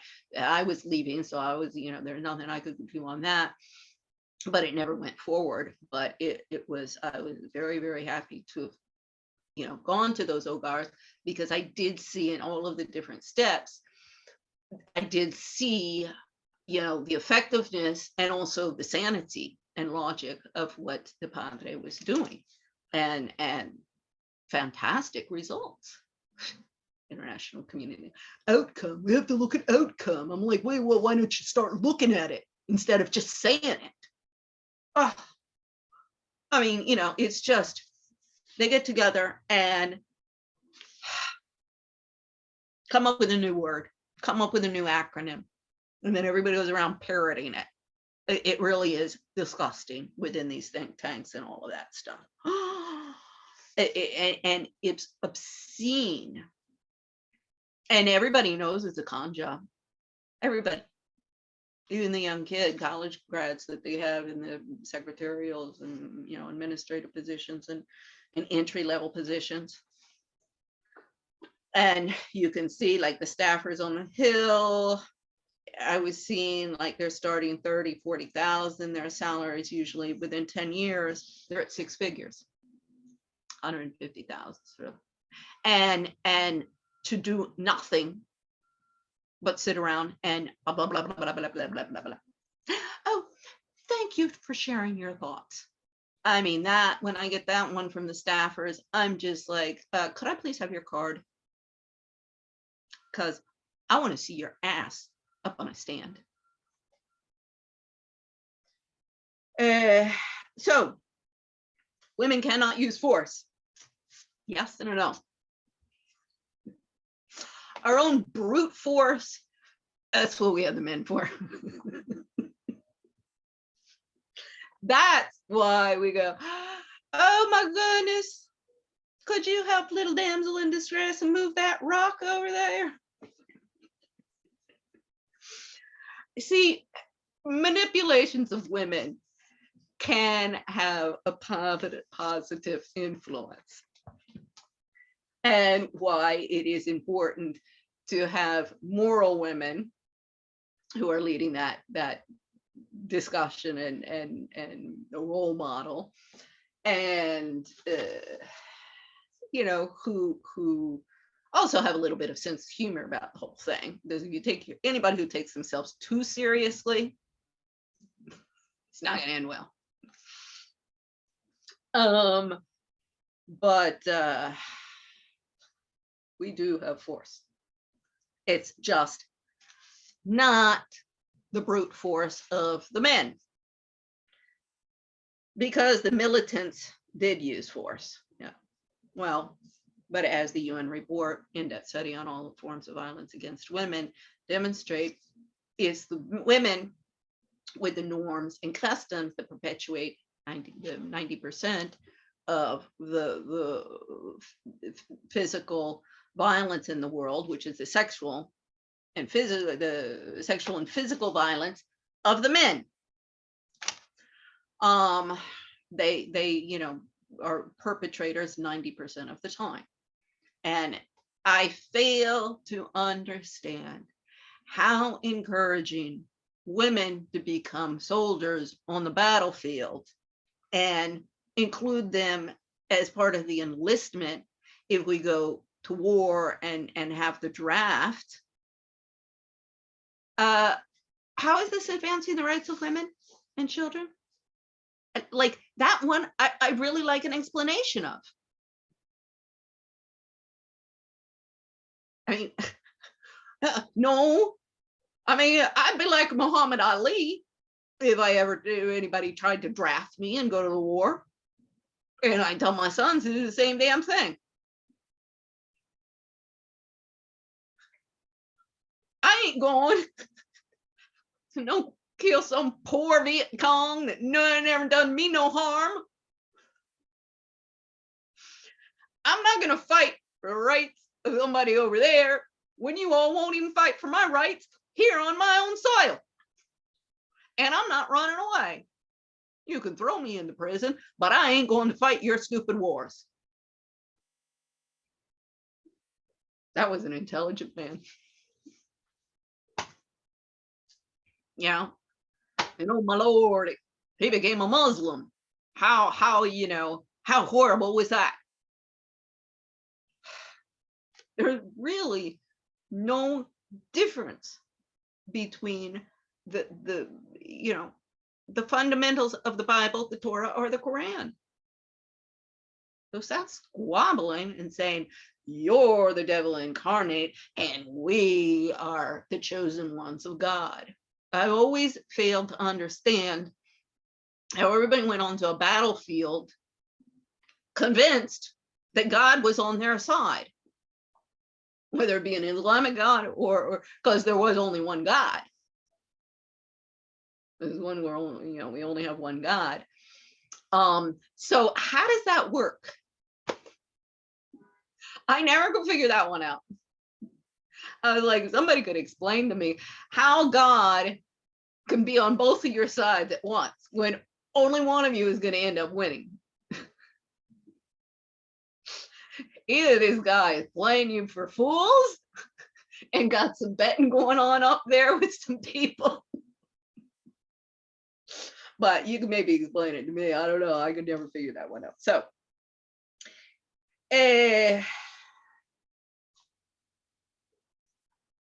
let's see. I wanted to read this part as well. So Marilyn Frye looks at systemic contradictions from a related angle, the double bind. Well, this skillful arrangement of commonly expressed opinions neatly demonstrates that in pairs, they cancel each other out.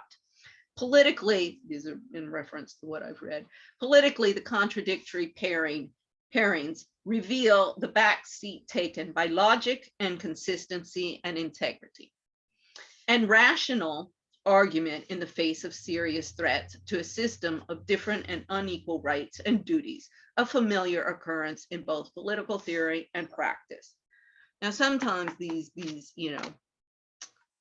academics can be a little, how shall I say, wanting to complicate their subject a lot because it makes them look more intelligent. But just,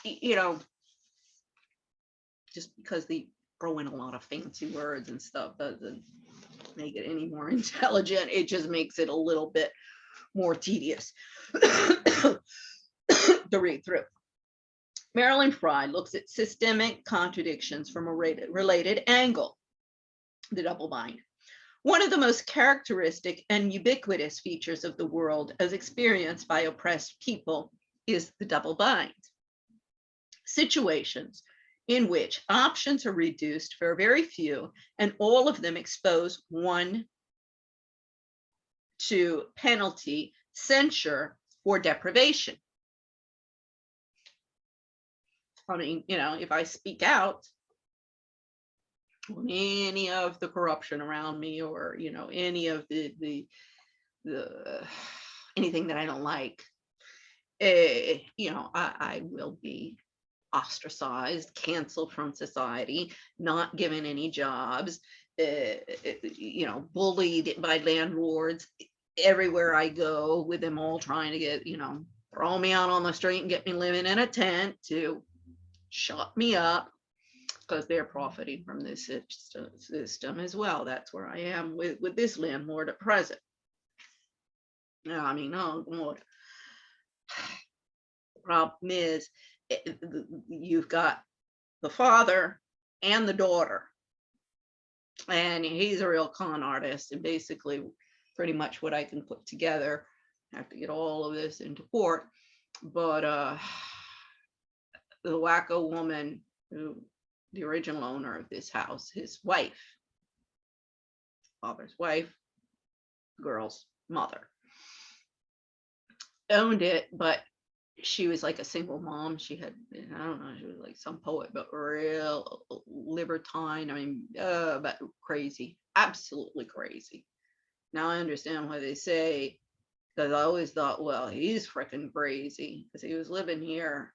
And I thought, any mental problem she had would have been the result of him. But it wasn't one of these mutual things going on. They're both boom, boom. And we see it in the daughter, who is now, her husband is divorcing her.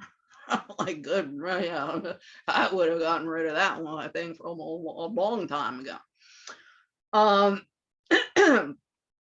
So, and there's a whole battle of who owns the house, really, that's going on, and they're squabbling so much between the three of them on trying to, it's mine, it's mine, it's mine type of thing. They're all crap shooting the house because they're going to lose it in civil damages. I'm like, you people, doesn't anybody realize this is self-destructive? Because what's going to happen here, if the asshole hadn't been trying, threatened that I'm going to clean up the courts, which he was a court-appointed lawyer, and I know he doesn't want stuff investigated about him. So of course he's got to destroy me. Get me in a tent on the streets. That's why when we have the lockdown And I said, well, let me, because when I had moved in, I had been told, he had said, you can also, in exchange for rent, you can do some work around the house because it's falling apart. And you could see that. So I was like, okay, well, I mean, before that, either I'm working here in my room or a minimum wage job in restaurants to be able to keep a roof over my head. And so I'm like, okay, well, let me go to it. We're on lockdown. Can't go to work. I can definitely pay off and then some what any rent here. We can get this house cleaned up, all the reforms that need to be done. Basically, it would be mainly material because I looked around, plumbing, not too much to do. Structurally, there was a roof thing, and you needed a professional for that. But everything else that needs to be done is painting or, with a hammer and nail and some wooden slats and things like that, or pulling things up. I mean, I did all of that when I was 15, 16, 17 years old, and 18. So my parents' farm. So, I'm like, and they're pulling out this managerial thing saying that I'm not a licensed, bonded professional, and so it's not possible. I'm like, wait a second, you guys don't even have a business license, and you're gonna pull that crap out on there and try and use that as a defense when we get to the courts. So, it's all, and the daughter and the father have done, I mean, thank God he finally moved out, but the place is sitting half empty. Yeah, like, well, if you really didn't have all of this money and you really needed money from me, then why are you not renting out other rooms or letting me get this house into shape where people would be interested? I mean, even the bed bugs. There's 2 rooms here. Everything's just been left in there. The daughter bought this stupid thing, $350 thrown to the wind for, an oven, specialized oven for bed bugs. I was like, wait a second, the dryer gets hotter than this. So the dryer would be doing a better job of killing it. This just doesn't make sense to spend all of this money. Say it's this penny wise and pound foolish. We got a rodent problem here. I mean, it just, when I moved in, David wasn't even sure if he wasn't going to have to shut down the house because one of the previous tenants had taken him to court that the house was not, in living conditions. And he had to get the roof fixed in order for that to happen. Now, the roof was on the other side of the house of this room, so it wasn't terribly logical, the reasoning of, the place being uninhabitable. However, that is in the court record of, the previous tenant. So, but, I've learned my lesson. And as I explained to some, I learned this a long time ago, and this was commercial law 101. You got to turn the tables in a situation so that your adversary has to take you to court. And, that way they got to go out in there and, pay for the lawyer. Now, it's another thing I'm fighting for. Every single person who goes into a courtroom, civil or penal courtroom, any kind of, judicial or extrajudicial proceeding, has the right to legal counsel. Because, even with everything that I know, I do not know all of the procedural things. And lawyers need to get off of their high horses and think that they're God. They're not. They're paper pushers, and it's procedural. And if they don't follow those procedures, they should have their asses kicked, thrown in prison, and, sued for the damages that they're creating. And if they introduce malicious litigation, which they know to be unfounded and is just to hurt the opponent politically, personally, or financially, that is harassment and it is illegal. But it's done all the time. And everybody calls me, oh, just get over it. I mean, I even saw Cash Peters one time, and that's very much the homosexual LGBT community is, oh, stop being so serious. Let's just go out and have some fun. Oh, that was the MO all the time over at the IMF. My God, with the young kids there. I mean, that's everybody's MO. We work so hard during the day. We've got to go out and party all night. No, they go to meeting to meeting to meeting to meeting to meeting and blah, blah, blah, blah, blah, blah. Now, they're exhausted because, you know, it does create this stimulation, but it's like one of those, you know, gerbils on their little, you know, treadmills. Round and round and round and round and round and round. They're spending a lot of energy, but they're not going anywhere and they're not producing anything.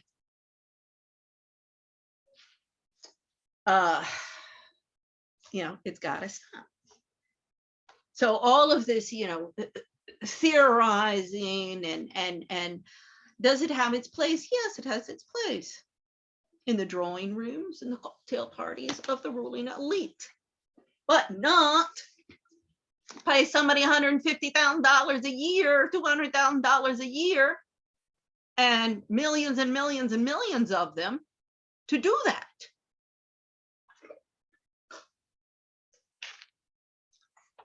Debate in Parliament, you know, in Congress.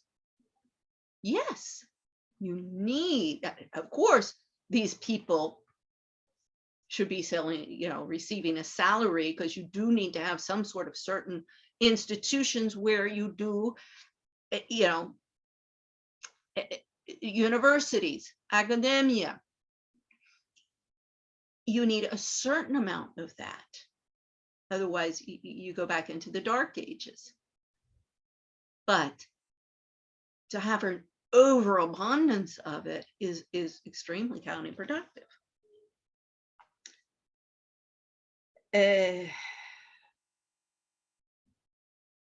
For example, it is often a requirement upon oppressed people that we smile and be cheerful. Oh gosh, I'm criticized for that. Yeah.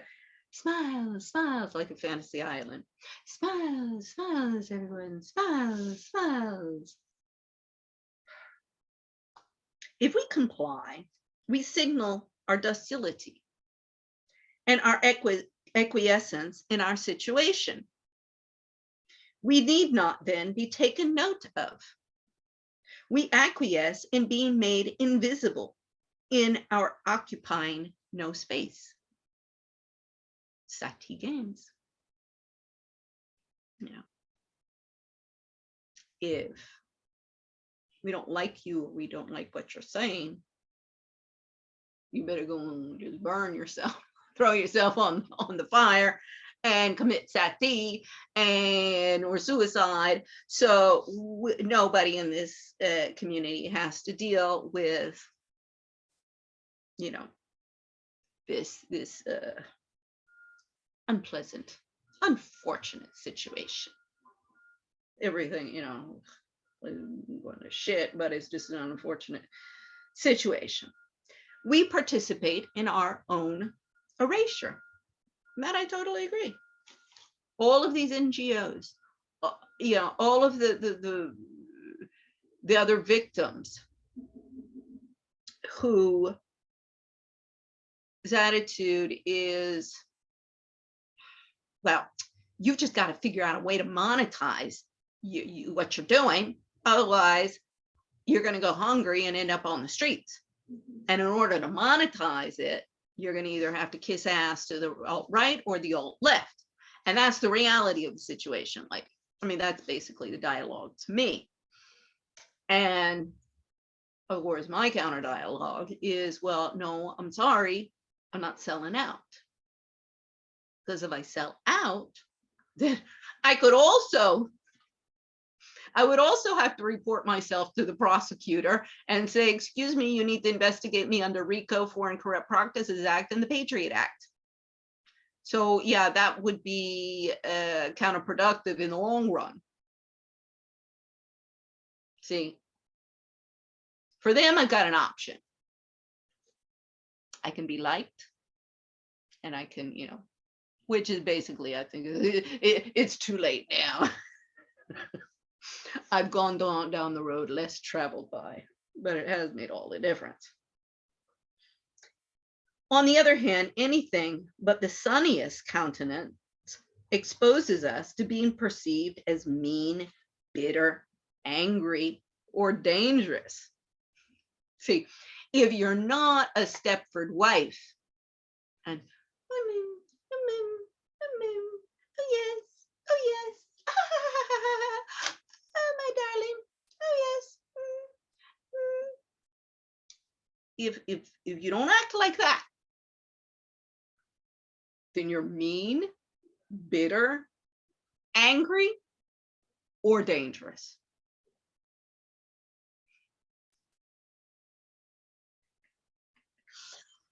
I'm sorry, everybody here is wacko. This means, at the least, that we may be found difficult or unpleasant to work with, which is enough to cost one's livelihood. At worst, being seen as mean, bitter, angry, or dangerous has been known to result in rape, arrest, beating, and murder. Yes. And that is why we have escalating violence, because there are people who are not, compliant and who do not want to smile and be cheerful, even though their husbands want to kill them, their children are being, raped by their fathers, bullying's going on everywhere in your workplace. The kids, the bullying is going on at school. The standards in the schools are just going to shit. The infrastructure of the country is in shambles. Basically, the country is headed towards another third world, to become a third world country. And everybody's supposed to smile and be cheerful. Smile and be cheerful. And if they don't, they'll lobotomize you, either with a real lobotomy, like they did to the Kennedy daughter. I think it was Rosemary Kennedy. And listening to my two sisters talk, all of my siblings, reminds me kind of, anybody go to the movie, it was a documentary, and it's Jackie O's, I think it's her aunt and cousin. I mean, these ladies, typical, these old crazy ladies with cats all over and the house is falling down. This is a very expensive, exclusive, I forget exactly where, East Coast, upper crust neighborhood, and the house is going to be condemned. And that's when Jackie O and I guess, other members of the family go over there and start cleaning it up personally. And these guys did a documentary about this mother and daughter, who had been the debutante in the upper crust, and they talk about the good old days. And I mean, you're like, did somebody write this? This had to be written by a script, like, whoa.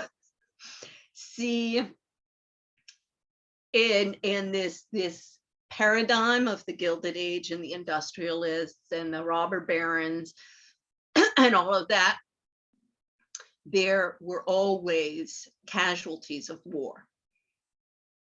Some of them committed suicide, some of them overdosed, some of them really lost it, like these ladies. I mean, but it just, It's like, oh gosh, I think this will be my sister's about 10 years from now.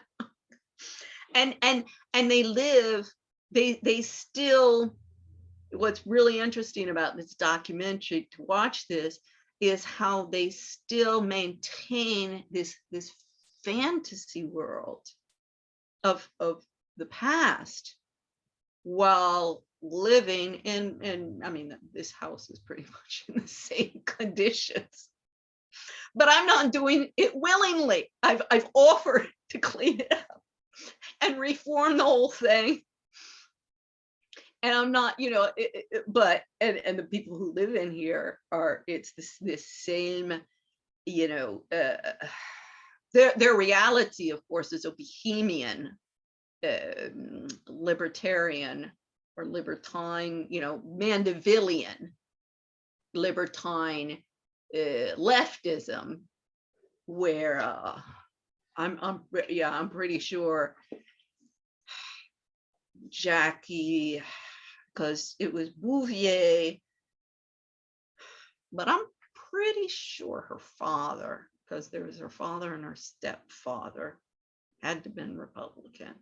I'd have to check on that. I mean, these ladies, I mean, usually I can tell, you know, within a few minutes if is a Republican or a Democrat, you know, family or person. And of course they cross over. You see Ethel Kennedy, her father was a Republican. For him, Ethel was like a communist. Oh, this was great. I want to read this and then I'll finish up, because this communism thing, that was just, and it does get into this, how women create the conversation and control the society. And this managerialism is our problem, not communism versus capitalism. And I say this ad nauseum. Communism and capitalism, first off, when I get in a discussion with anybody, right, you can't have an intelligent one, because you just can't. You can't have an intelligent one. But I'm like, okay, first, can you explain right off the bat, with communism, are we talking about the political system or the economic system? Because there you have one word. Now, in capitalism, are we talking about the political system or the economic system? Because there you have two words: democracy and it just went from my mind. Well, democracy and capitalism, if you will, you know, free trade, I think is the word that I was trying to think of. Adam Smith, you know, the invisible hand, but the free trade. And Adam Smith he was really the free trade advocate, as am I. But see, this is exactly my point. I want real free trade. If we had real free trade, I would have found the investment money for my Global Expats website, which is a cross between Facebook, LinkedIn, TripAdvisor, and Yelp.com, but targets a you know, the homemakers, the mothers, the wives, who are the principal consumer decision makers in the world. They make like 85% of the decision making, you know, consumer buying decisions. So again, like, where is it that women have no power? This is just something from the feminists. So communism, capitalism. Communism has nothing, you know, that's not everybody. Karl Marx, no. Karl Marx was just saying this is what's going to happen in this trajectory that, you know, you're on, and this is you know, your masses will uprise. So they get all afraid, the little ladies like Nancy Reagan. There may be an uprising. This could lead to rape. Was it? That I just loved. Being seen as mean, bitter, angry, or dangerous has been known to result in rape, arrest, beating, and murder. So at all cost, everybody has to walk around like a robot.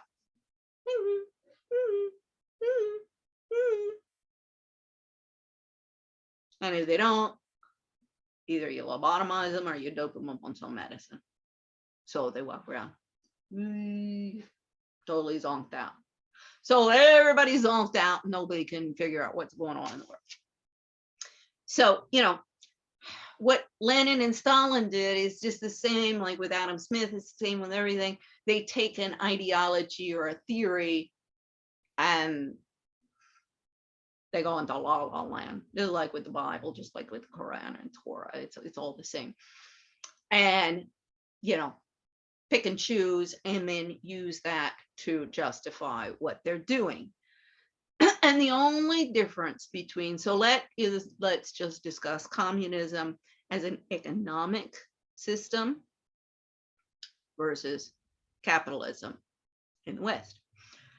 So communism is just the decision making, you know, the resources, the allocation of resources, and the decision making in that process is held in the hands strictly of government officials who don't know what the F they're doing. Experts who couldn't tie their shoes if they had to. And capitalism is the concentration and the decision making and allocation of resources is made by the private sector. In this case, corporations, banks, you know, because corporations is pretty much an umbrella of all of them, whether it be the legal community. I mean, everybody's gone corporate, and it's having a very, very detrimental and has had a detrimental effect on the rule of law, but in quality of products and services. So, you know, I keep on saying, would you guys get off this capitalism versus communism? Because it's bullshit. Because the only difference between your two systems is a bunch of idiot experts in the private sector in capitalism have all of the you know, the purse strings, which is, of course, you know, if you can't get financing, you can have all the best ideas in the world. Can't get anywhere. I mean, I couldn't believe it. Ken Mollman of the Libertarian Party, when I contacted him, I talked about, because he's in the IT world, talked to him about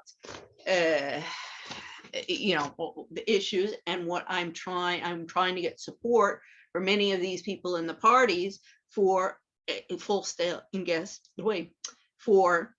I've asked for FBI Director Wray and Attorney General Garland. Now, the problem is, of course, they'd have to put themselves on trial. But this is the problem. Anybody who gets there is going to have this conflict of interest. But there is method to my madness. I'm not just doing it to be, oh, this crazy lady doesn't know what she's doing. Yes, I know exactly what I'm doing. That I have solicited the investigation. They're ignoring me. Well, they get on the bandwagon for the Nuremberg trials too. That's where we're getting to, because no, you know, I keep on trying to get to the international courts, but everybody keeps on blocking me. So I'm like, okay, you can join the bandwagon. Problem is, a lot of people in the international courts need to be held to account for all of this stuff. So there's a conflict of interest as well. I mean, the international courts are as much a mess as the national ones. And they're all laughing to the bank. So, but when I contacted Kilwell, you know, everybody's like, you're totally right. You're totally, everybody agrees with everything that I'm saying, but nobody laughed. But it got me, I was like, and I've been looking for this for 15 years. It's still a great idea. Anybody who comes in, Facebook, you know, all of these platforms have shown that this is the model that's a money-making model. I mean, I was from the very beginning, Susan Feeney. You know, you need to make this into a club. She's supposed to be the bigwig marketing expert. I'm like, you crazy? I've looked at all of the other models. I mean, I had already done all of the market research. She wasn't even interested in any of that. And of course not. The way that I'll make money is these ladies spend aggregately $8 trillion a year. I mean, it was through, which goes through the bank, because, you know, but through the economy. That's the what it can generate. This is a global economy, or economies across the globe is a better way to put it. And I just, you know, Jeffrey Hilton, he goes, what do you need, a CEO or a techie guru? I said, either or both, because what I need is the platform. But, you know, even if I just got the funding, then I can hire a web designer. But however, with my experience with all these guys, I prefer to go in a partnership deal, because they have more of a financial incentive to not bullshit me like all of these web designers are doing. I mean, oh God, that's another whole profession of con artists. And they've created total havoc. So anyway, this was Kentucky. So I was like, okay, well, started, because these platforms are producing thousands of jobs a year, and you need, you know, office space, housing for all of that.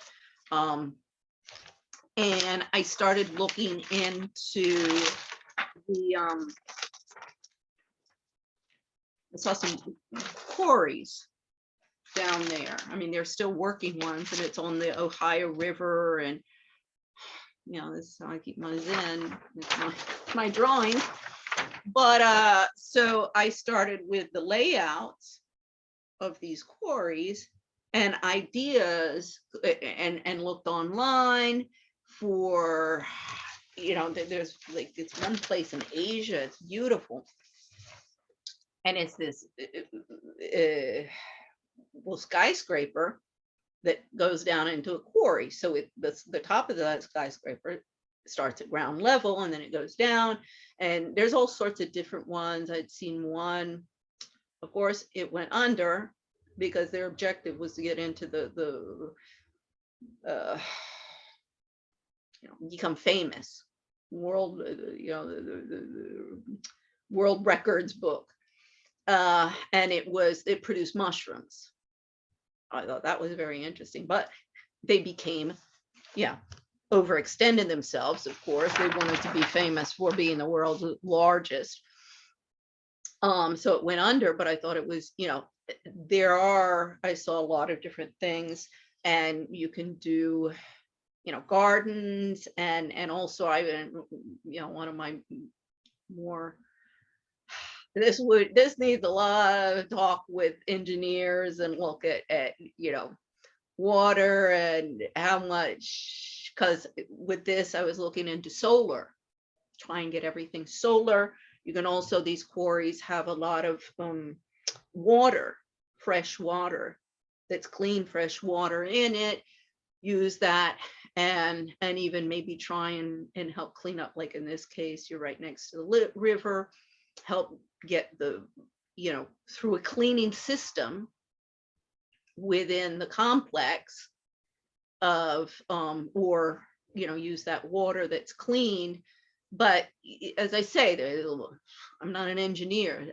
This is where you come up with the women and the men, you know, well, here's this idea, there, that idea. Now, can we build this? And how do we build it? And what material? And that's where, you know, but so this I did. I'm gonna do, so they're just sketches. But the idea is you have glass, because that I don't like these glass skyscrapers. I think they're very impersonal. However, they, like Chicago, you can really see, I mean, all of that should be solar panels, and they would be generating, you know, tons and tons and tons of solar. There's been a lot of advances in that. So it is a good solar captor, particularly if you put it like at the upper levels of because these quarries can go down. You also have some of these abandoned caves. There's tons of them spread across, and really I think a lot in the Midwest type of thing that can be used to regenerate commerce. But also you have the Ohio River, the Mississippi, and the Colorado. And those, and I, you know, I'm pretty sure it was just, you know, it was the highway system, which was in the pockets of the petroleum people, that really transformed the economies of those regions. And there's a lot of different possibilities of, you know, bringing the jobs back, getting rid of all of this managerialism, which is also the motor behind this urban high-rise luxury life, and the rest of the country be damned. And why we have this increase in income inequality caused in the past 40 years by trickle down with narcissists and psychopaths controlling the money supply and still controlling it. And they are going to take us to a cliff. Peter Schiff was one of these hedge funds or investors type guys. But see, I also have a problem with the hedge fund guys, because I'm like, yeah, you see what's going on. Oh, I know I would have ended up in the hedge funds if I had stayed in the game and been extremely, extremely wealthy. But there would be all of the moral issues. You know, if you're making money, that's okay. But are you guys up in Congress? Are you using any of all of this money that you're making to hire a lobbyist like myself to go and kick butt and say enough is enough? So, you know, I'm like, listen to these guys. However, these guys, I'm also, okay, I get, you know, I understand your situation, but the day that I get the Nuremberg trials started, I want you to be the first in line to start handing out evidence and helping prosecutors and say these people need to be held to account, and everybody who is enabling them, because you are smart and you do see what's going on. You're seeing how to make money off of it. Now, the problem is a lot of these people that you're helping to make money, you know, that is, it's going to all end badly, because there is so much damage that has been done by the banking system and the IMF's, you know, failure to oversee it, the Treasury departments, the central banks, that there is going to be, you know, there needs to be reparations.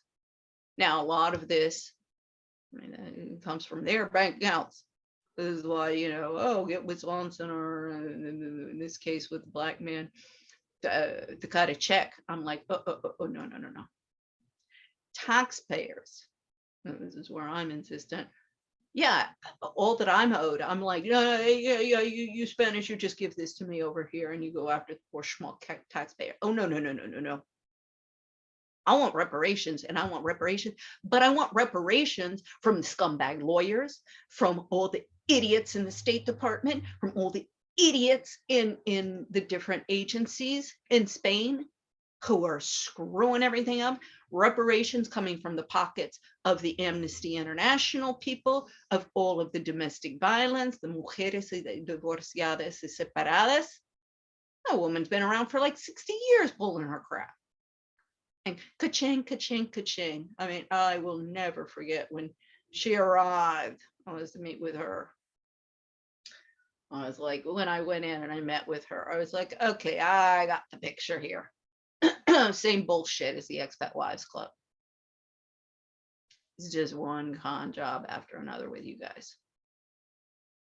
So at least, you know, it was so funny with my siblings that I need like a custodial, like I'm like, what, you guys gonna go to the court and say I need a you know, like a Britney Spears type of thing where my older sister's gonna have custody of me? I was like, is that what you guys are angling for here? I mean, you know, it just it's so, they're so far up in their la la land. I mean, they've never read anything that I've written. They don't listen to a word I'm saying like everybody else. They have no idea what's going on in the world, anything around them. And they're saying, oh, you know, you didn't know right away that when you were, you know, because I guess I didn't find out in like 2 months after I got my vaccine, my first vaccine in May, second in June. So I was even looking at the date, you know, it'll be soon for the booster.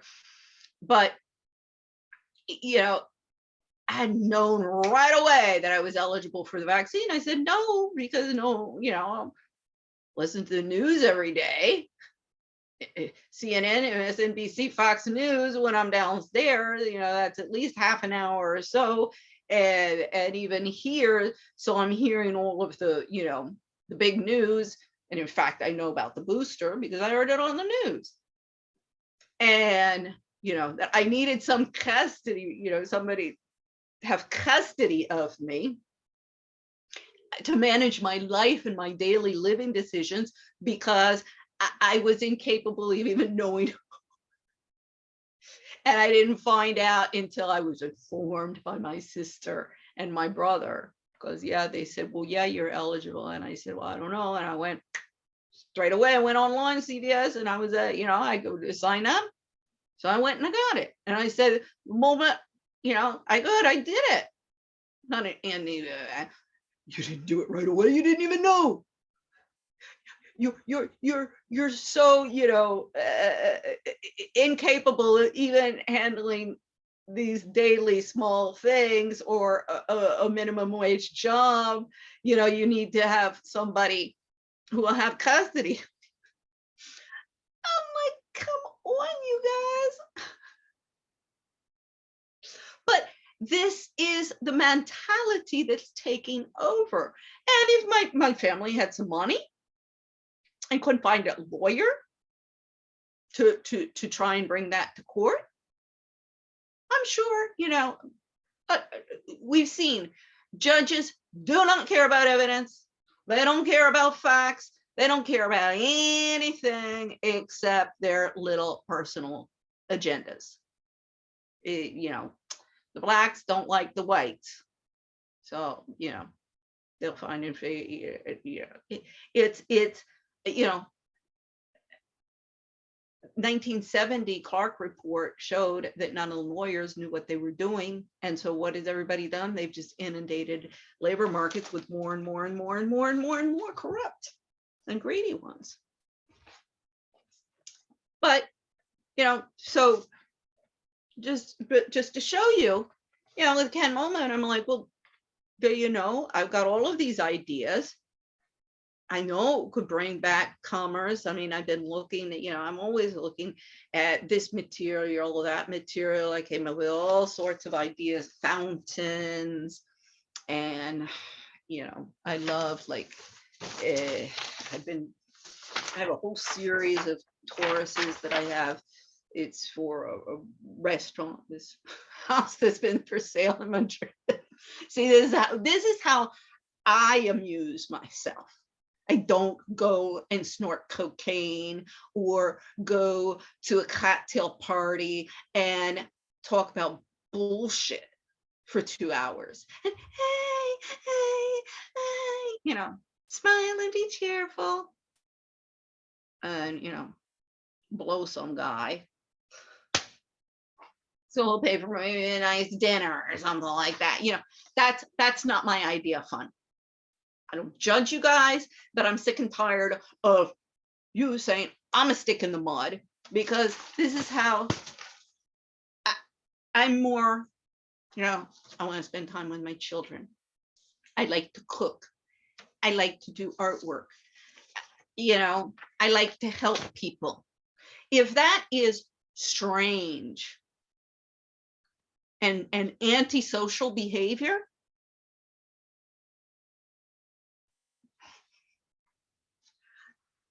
we really got a problem. So anyway, you know, as I say, here's another one. Oh, you know, like ice skating rinks. My big ambitious one was a ski slope. That I'm like, okay, let's start, you know, with, because in terms of energy, in terms of water, you know, there's just a lot of different things that would have to, but an ice skating ring, you know, that would be a good test to see. You know, and of course you put these, because they do go down deep. The deeper you go, the cooler it'll be in the summer, and the warmer you can keep it in the winter. So there's, you know, I just saw a lot of, and a lot of these things I've seen done. They're huge spaces. I mean, enormous. Some of the work that I've seen, you know, just beautiful. I think there was a Japanese garden, you know, for people you could visit, and I don't know, in water parks and all sorts of stuff you do with some of these quarries. You know, there's some safety concerns there, but there is a lot to work with there, and you know, just tons and tons and tons of different stuff. And I mean, with the global expats, with the income, the profits, it can be, you know, they're going to happen overnight, but to and of course then it brings more commerce to those areas. You know, you have some offices, you know, so workers, construction workers, and then later office workers, whatever, they all eat, they all need housing, they all, you know, go to stores, have families, they go to school, and the whole thing. So, you know, I mean, it's like if somebody could tell me, like, where my idea is bad or where it could be detrimental, like Facebook and Zuckerberg have been, like Jobs with his smartphone. I mean, he's genius. What, he was a techie genius, sure. But so are a lot of the Nazi Hitler people. Because you're really, really smart doesn't mean that you're going to produce something that is productive. Now, did anybody examine the ripple effect, the social and economic effect of these companies or Bill Gates? I mean, the internet was sold, I think, kind of like Bill Gates is the king, the emperor of the techie liberals. You know, that the internet would open up the world to all of this information and sharing and cooperation and coordination, and then it would, you know, open up a communication system, and all of this information is and so everybody's just going to gobble up this information and become extremely, you know, informed, and the world will be right with the world. Well, that hasn't happened because nobody goes out and looks at all of the information. That's how they spend their time. Whereas, yeah, I mean, when I discovered the internet, really was, I mean, it was really, really, really when I started in 2005. You know, as I say, at first it was like artisan import company from South America to Europe. And that had been the original idea, but then with the problems of I needed a labor force to help me with the production side and the people there. And then I could handle, in Europe, I would be there to either go to meet with buyers or go to conventions, things like that. But I needed somebody in the producing country to assure quality control and timely delivery, and just because the Latinos, there is a problem of penny wise and pound foolish, and handshake doesn't mean anything. So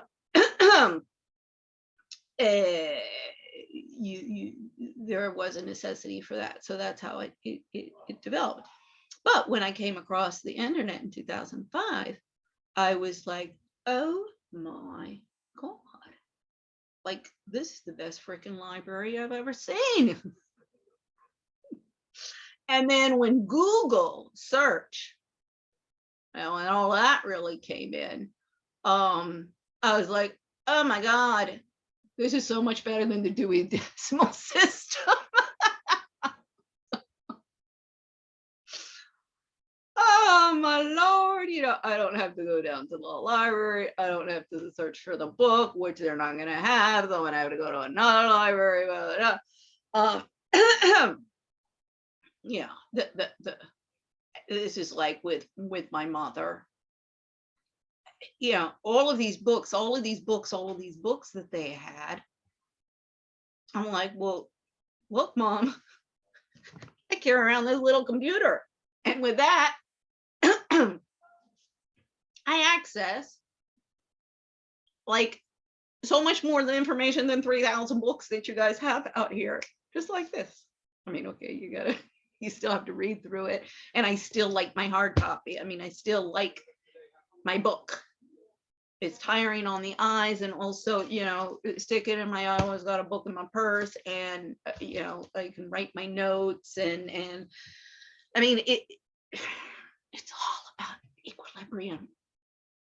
No, not one or the other. So I didn't read this part, which was, it just really made me crack up, and then I'll finish.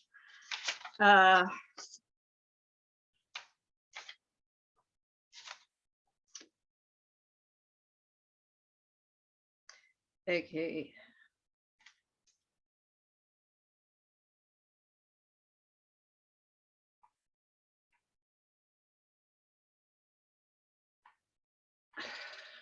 Okay.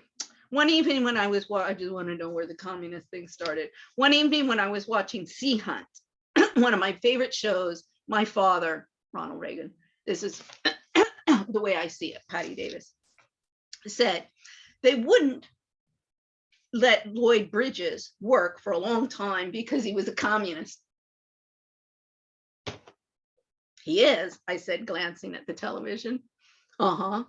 He was exposed when the communists were infiltrating Hollywood. Card-carrying communists. They were trying to take over the movie industry. What did they want to do with it? I asked. The movie industry, I mean. Movie industry is very important. Spread propaganda, my father said. Spread what? He left the room and returned with a map highlighted with a large map of red. This is all communist, he told me, pointing to the red landmass. That's what they wanted to do. They wanted to paint Hollywood red. I couldn't understand any of this. Actually, my father continued, the cities in communist countries are all gray and dingy. You wouldn't like to live like that, would you? If the cities are gray, why do they paint the map red? Asked. See, The truth always comes from the mouth of a child. We'll talk about this when you're older, my father said, exasperated by my questions. Now, see, if my child starts asking me these questions, first off, I'm not going to say stuff like this, but I'm going to be like, yeah, you're right. Okay. Yeah, let me, reflect instead of, oh, you just don't understand. When actually she understands a lot more than she thinks. And we did endlessly, which is how I remember this conversation so clearly. Versions of it were repeated frequently. In 1960, Richard Nixon was running against John Kennedy. My parents were voting for Nixon. What I picked up from the conversation around our house was that the Kennedy politics were so dangerous, no one in their right mind would vote for him. Now, see, this is Nancy Reagan. Because Ronald Reagan was a real liberal when he was young. Okay, he had already gone, moved toward away from his liberalism by the time Nancy Reagan came around. But this is just so my mom and so the Republicans that I know. It's not even funny. That's why I know what I'm up against in the Republican factions. I know what I'm up against in the liberal factions, because I've always been part of more the liberal side.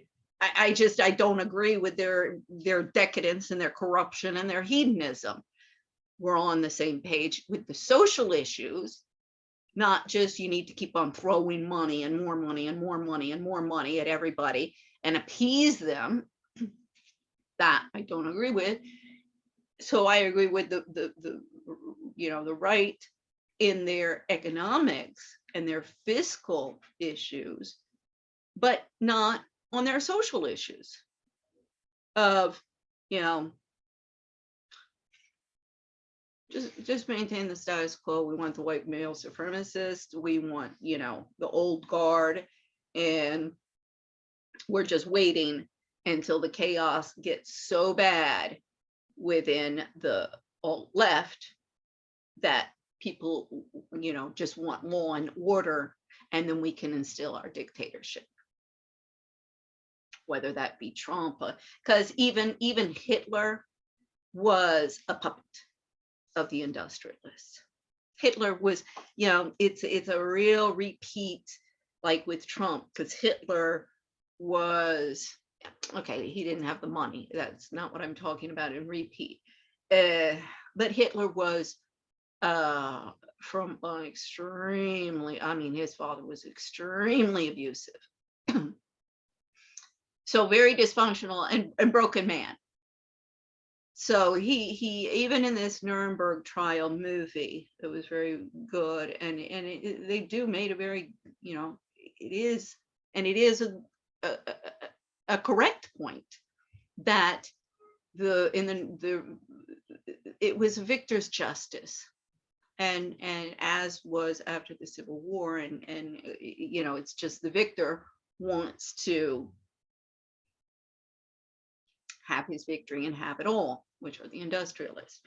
And so, I know both of these. And I know, I always, to this day, and when they pull this out with me, I just laugh. And I say, will you stop with that? I am the only capitalist around. Because you're just a socialist, which is just like communism. Like, no, I'm not. Explain to me, how am I a socialist? How am I a communist? How am I not a capitalist?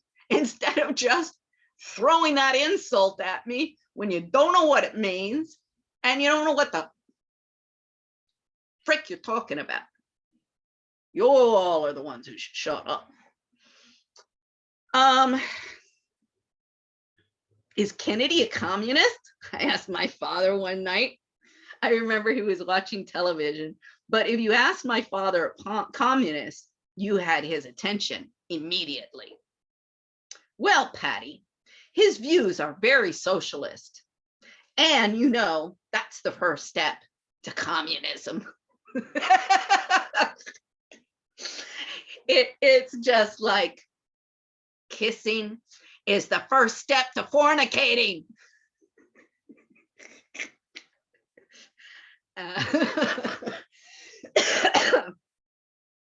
Not your first kiss. You're 12 years old. Or 13, 14, 15, whatever. Well, Patty, his views are very social. Sounds like a yes to me. So I was understandably confused when I heard my classmates in school talking about how their parents were voting for Kennedy. Isn't he a communist? I asked self-consciously, regretting it as soon as I'd said it. All I remember is a wall of eyes staring at me. Okay, I thought, maybe I should question what I hear around the dinner table.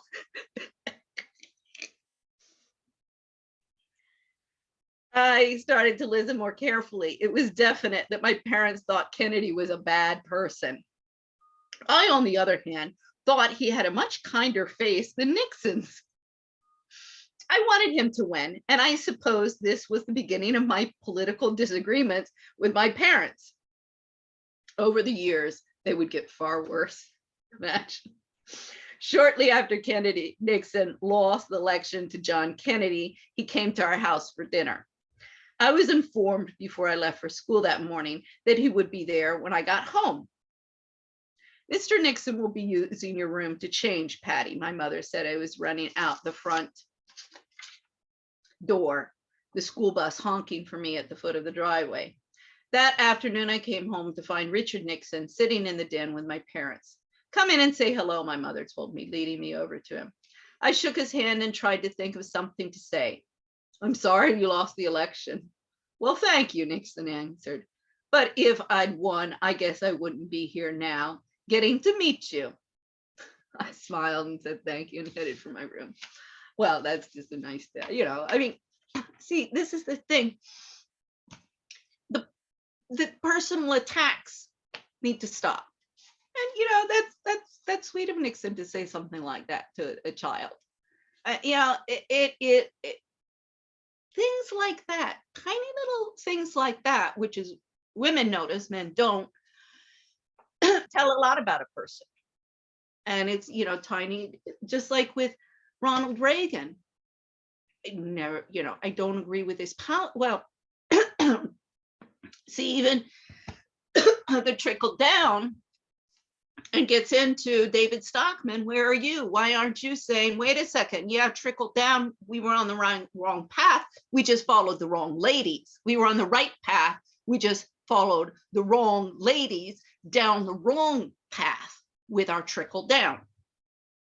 The theory is not faulty because it does, you know, the model, the role model of the king, queen, president, of, you know, how they dress, how they act, their etiquette and manners, but also their involvement within the community. And that doesn't mean going and you know, receiving another award for another homeless shelter that you've opened up for all of the victims of domestic violence who are fleeing because they can't get any protection from the courts or the police. Or, you know, any of your other charity work, which is just to, you know, by the guilty conscience, to ease the guilty conscience of the 10%ers and the 1%ers. So, you know, but this, it's really become very personal. I mean, even what is it, Rand Paul? I was looking at a news article, and he, in fact, in the letter, I said, I found your address out of the white pages, online, like everybody else, like General Milley, like everybody else. I mean, you guys, your addresses are out there. Yeah, this is public information, and I'm certainly in my right to write to somebody at their home address, particularly when they're the freaking people in their office and not doing their jobs. But they had received a letter, Rand Paul, of threats to, like, chop him up with an axe. Now that is just counterproductive, inappropriate, and on any, on any planet you're living on. I mean, this is not how we, come to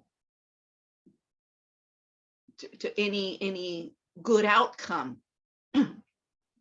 But they're getting so angry, and the solution is not just lobotomize everybody. They're becoming mean, bitter, angry, and dangerous, which results in rape, arrest, beating, and murder, because the dumb bimbos out there are all smiles, and just pretending all of the problems that are bugging all of these people and making their lives miserable, economically, socially, or in other ways, health-wise. They're getting pissed off, and they're resorting to rape, arrest, beatings, and murder. So the solution here does not lie in more smiles, lobotomize them. Here, you want a Xanax? Here, you want to, as I say, I can't even keep up with all of the names of all of the drugs they've got out there. I mean, I'm like, and you complain about the people snorting cocaine and LSD and opioids. I don't agree with them either. Well, I don't think that your what the solution you're proposing is any better or any different. I mean, come on.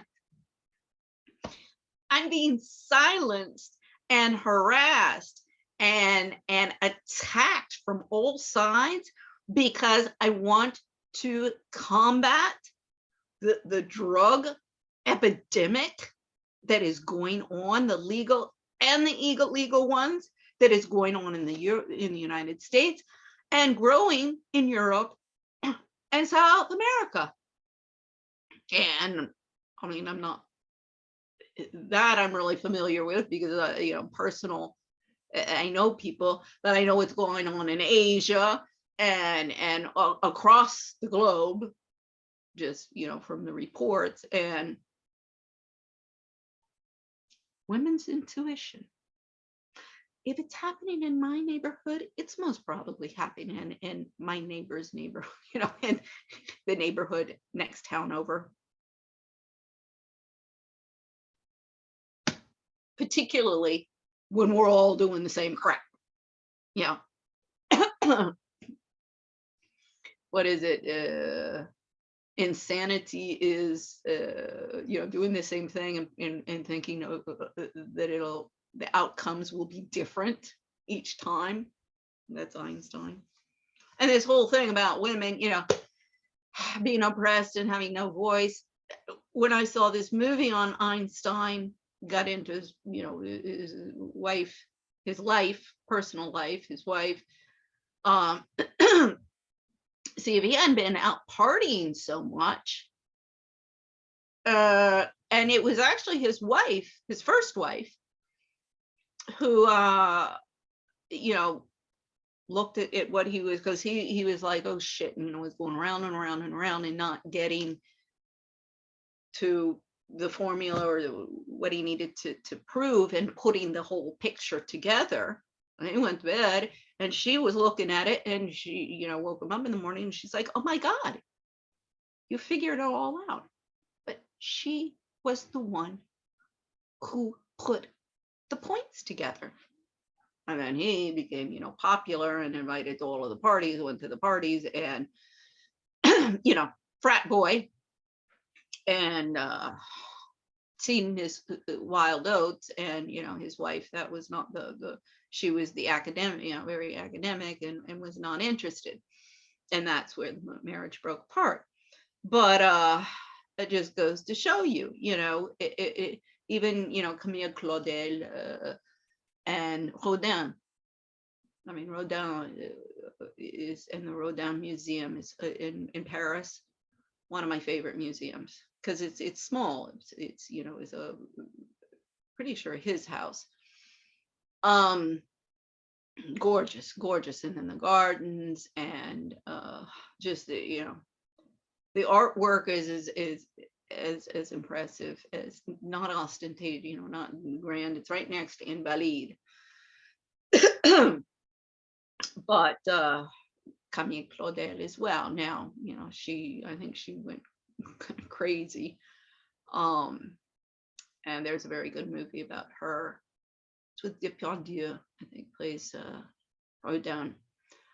And but that the genius of men is often complemented, if you will, or polished by the women in their entourage. And I mean, Camille Claudel, I don't know how much, and if she really was a participant in his work, well, she should have gotten more recognition. Oh, and you know what I'm thinking? I think she was a mistress, not a wife. Yeah, okay, I was talking about Einstein, but I think Camille Claudel was Rodin's mistress. But so of course, not even as his, if it is his wife, well, then she would have also profited from his commerce, even though it was in the arts. But this having it all, and with all of these little bitches who want to be the queens. Oh God, we see it all over the frickin' place. Meghan Markle, Oprah Winfrey, all want to be queen. But it's just to sit on a tuffet and sit on a throne and play Queen Victoria or Queen Elizabeth II. And that's how we got into World War I, World War II, and now we're going towards World War III. So guess I'll wrap it up there. Gosh, I don't even guess it went on. I mean, I tell you, kept on waking up all night long. I mean, this is why,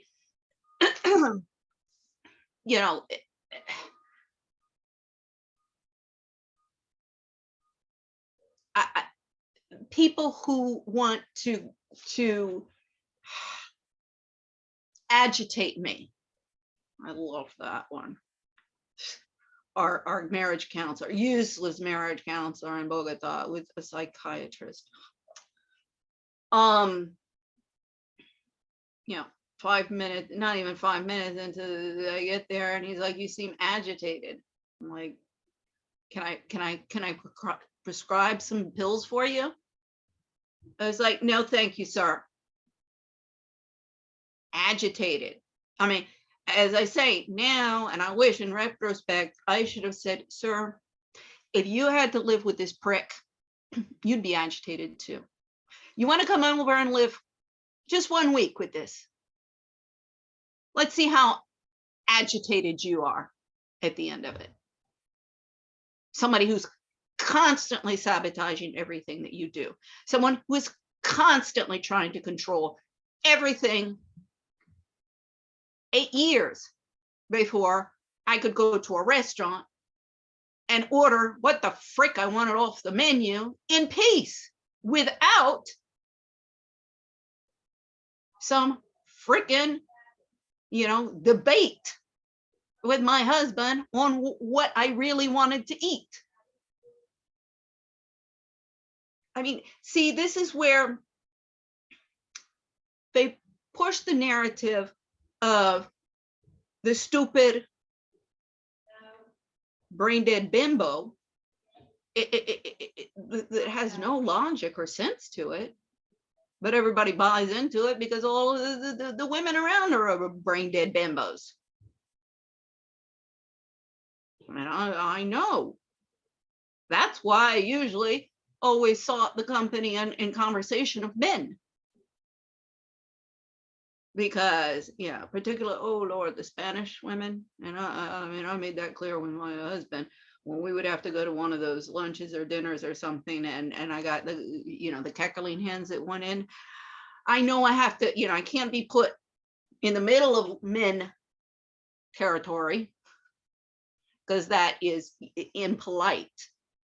So I have to have some participation with the women, but I want to be on the front line, like at least one man on one side of me and the men, so that I begin where the division comes. Because if I have to go out into no man's land for 3 hours and listen to them cackle about their older revistas and their gossiping bullshit, I think I'm gonna have a nervous break. I will become a little bit more agitated. I think more than one bottle of wine is going to be necessary.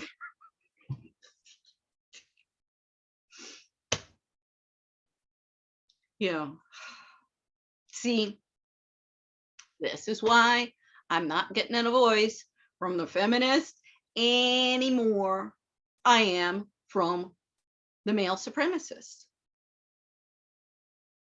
They want to keep the corner on the market.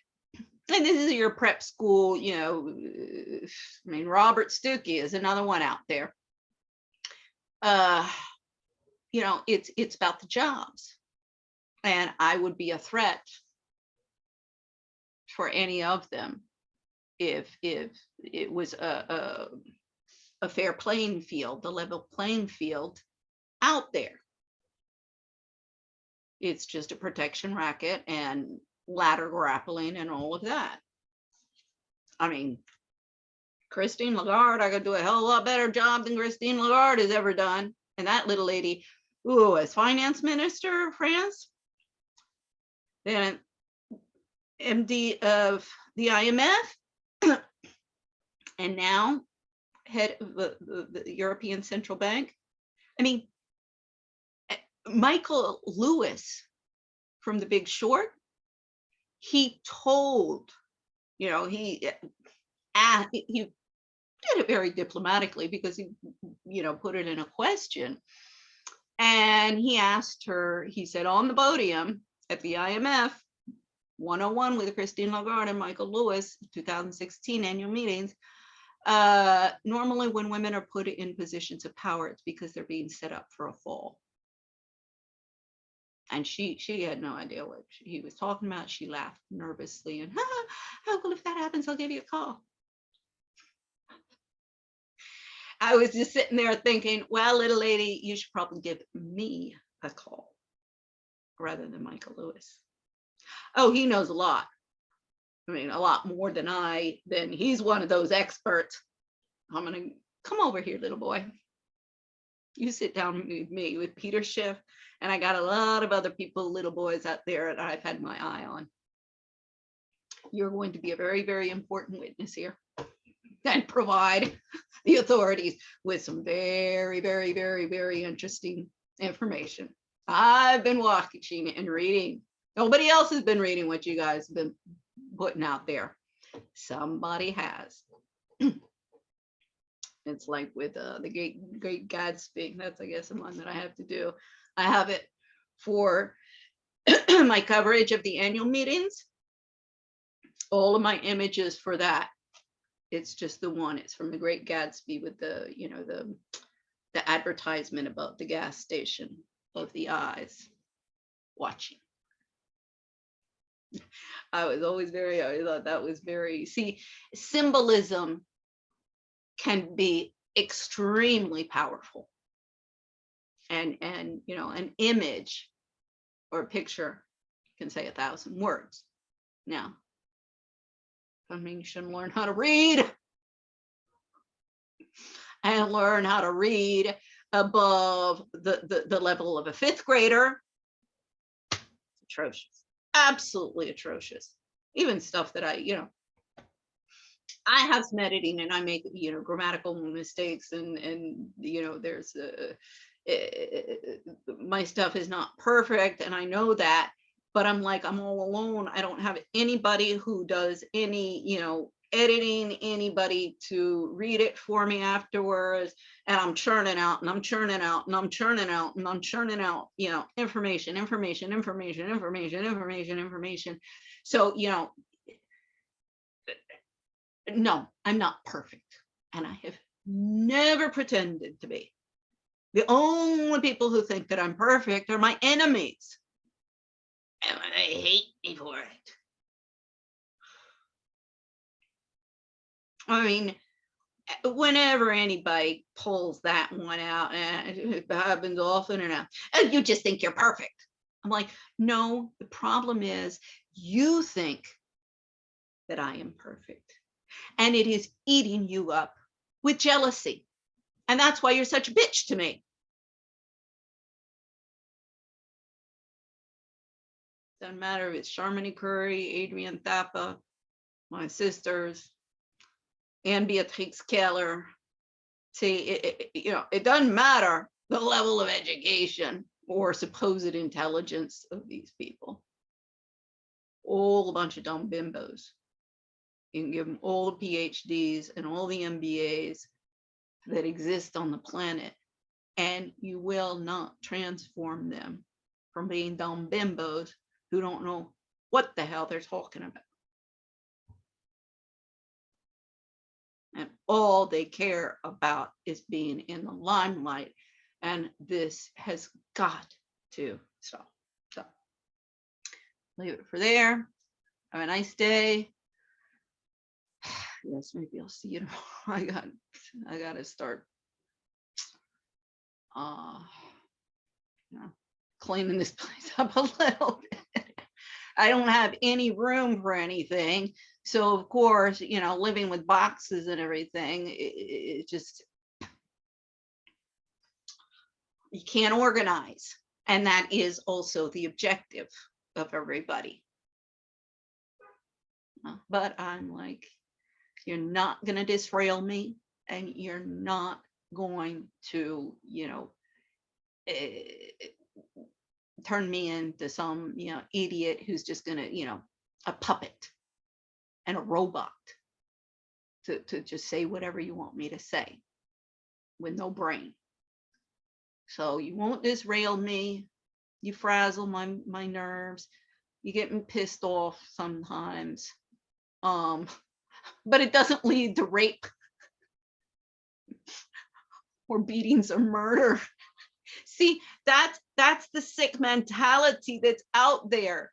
And this is really the crux of it, and this is also why the mothers are so, like my mother and my mother-in-law and my brother, cover up for the violence of and mental instability of my ex-husband, because they know, like, my brother could flip out like that. Believe me, if he suffers a humiliation like that, I mean, what I'm going to tell his girlfriend? It is what it is. If he's going to kill you, he's going to kill you. Just shut up and take one for the Gipper.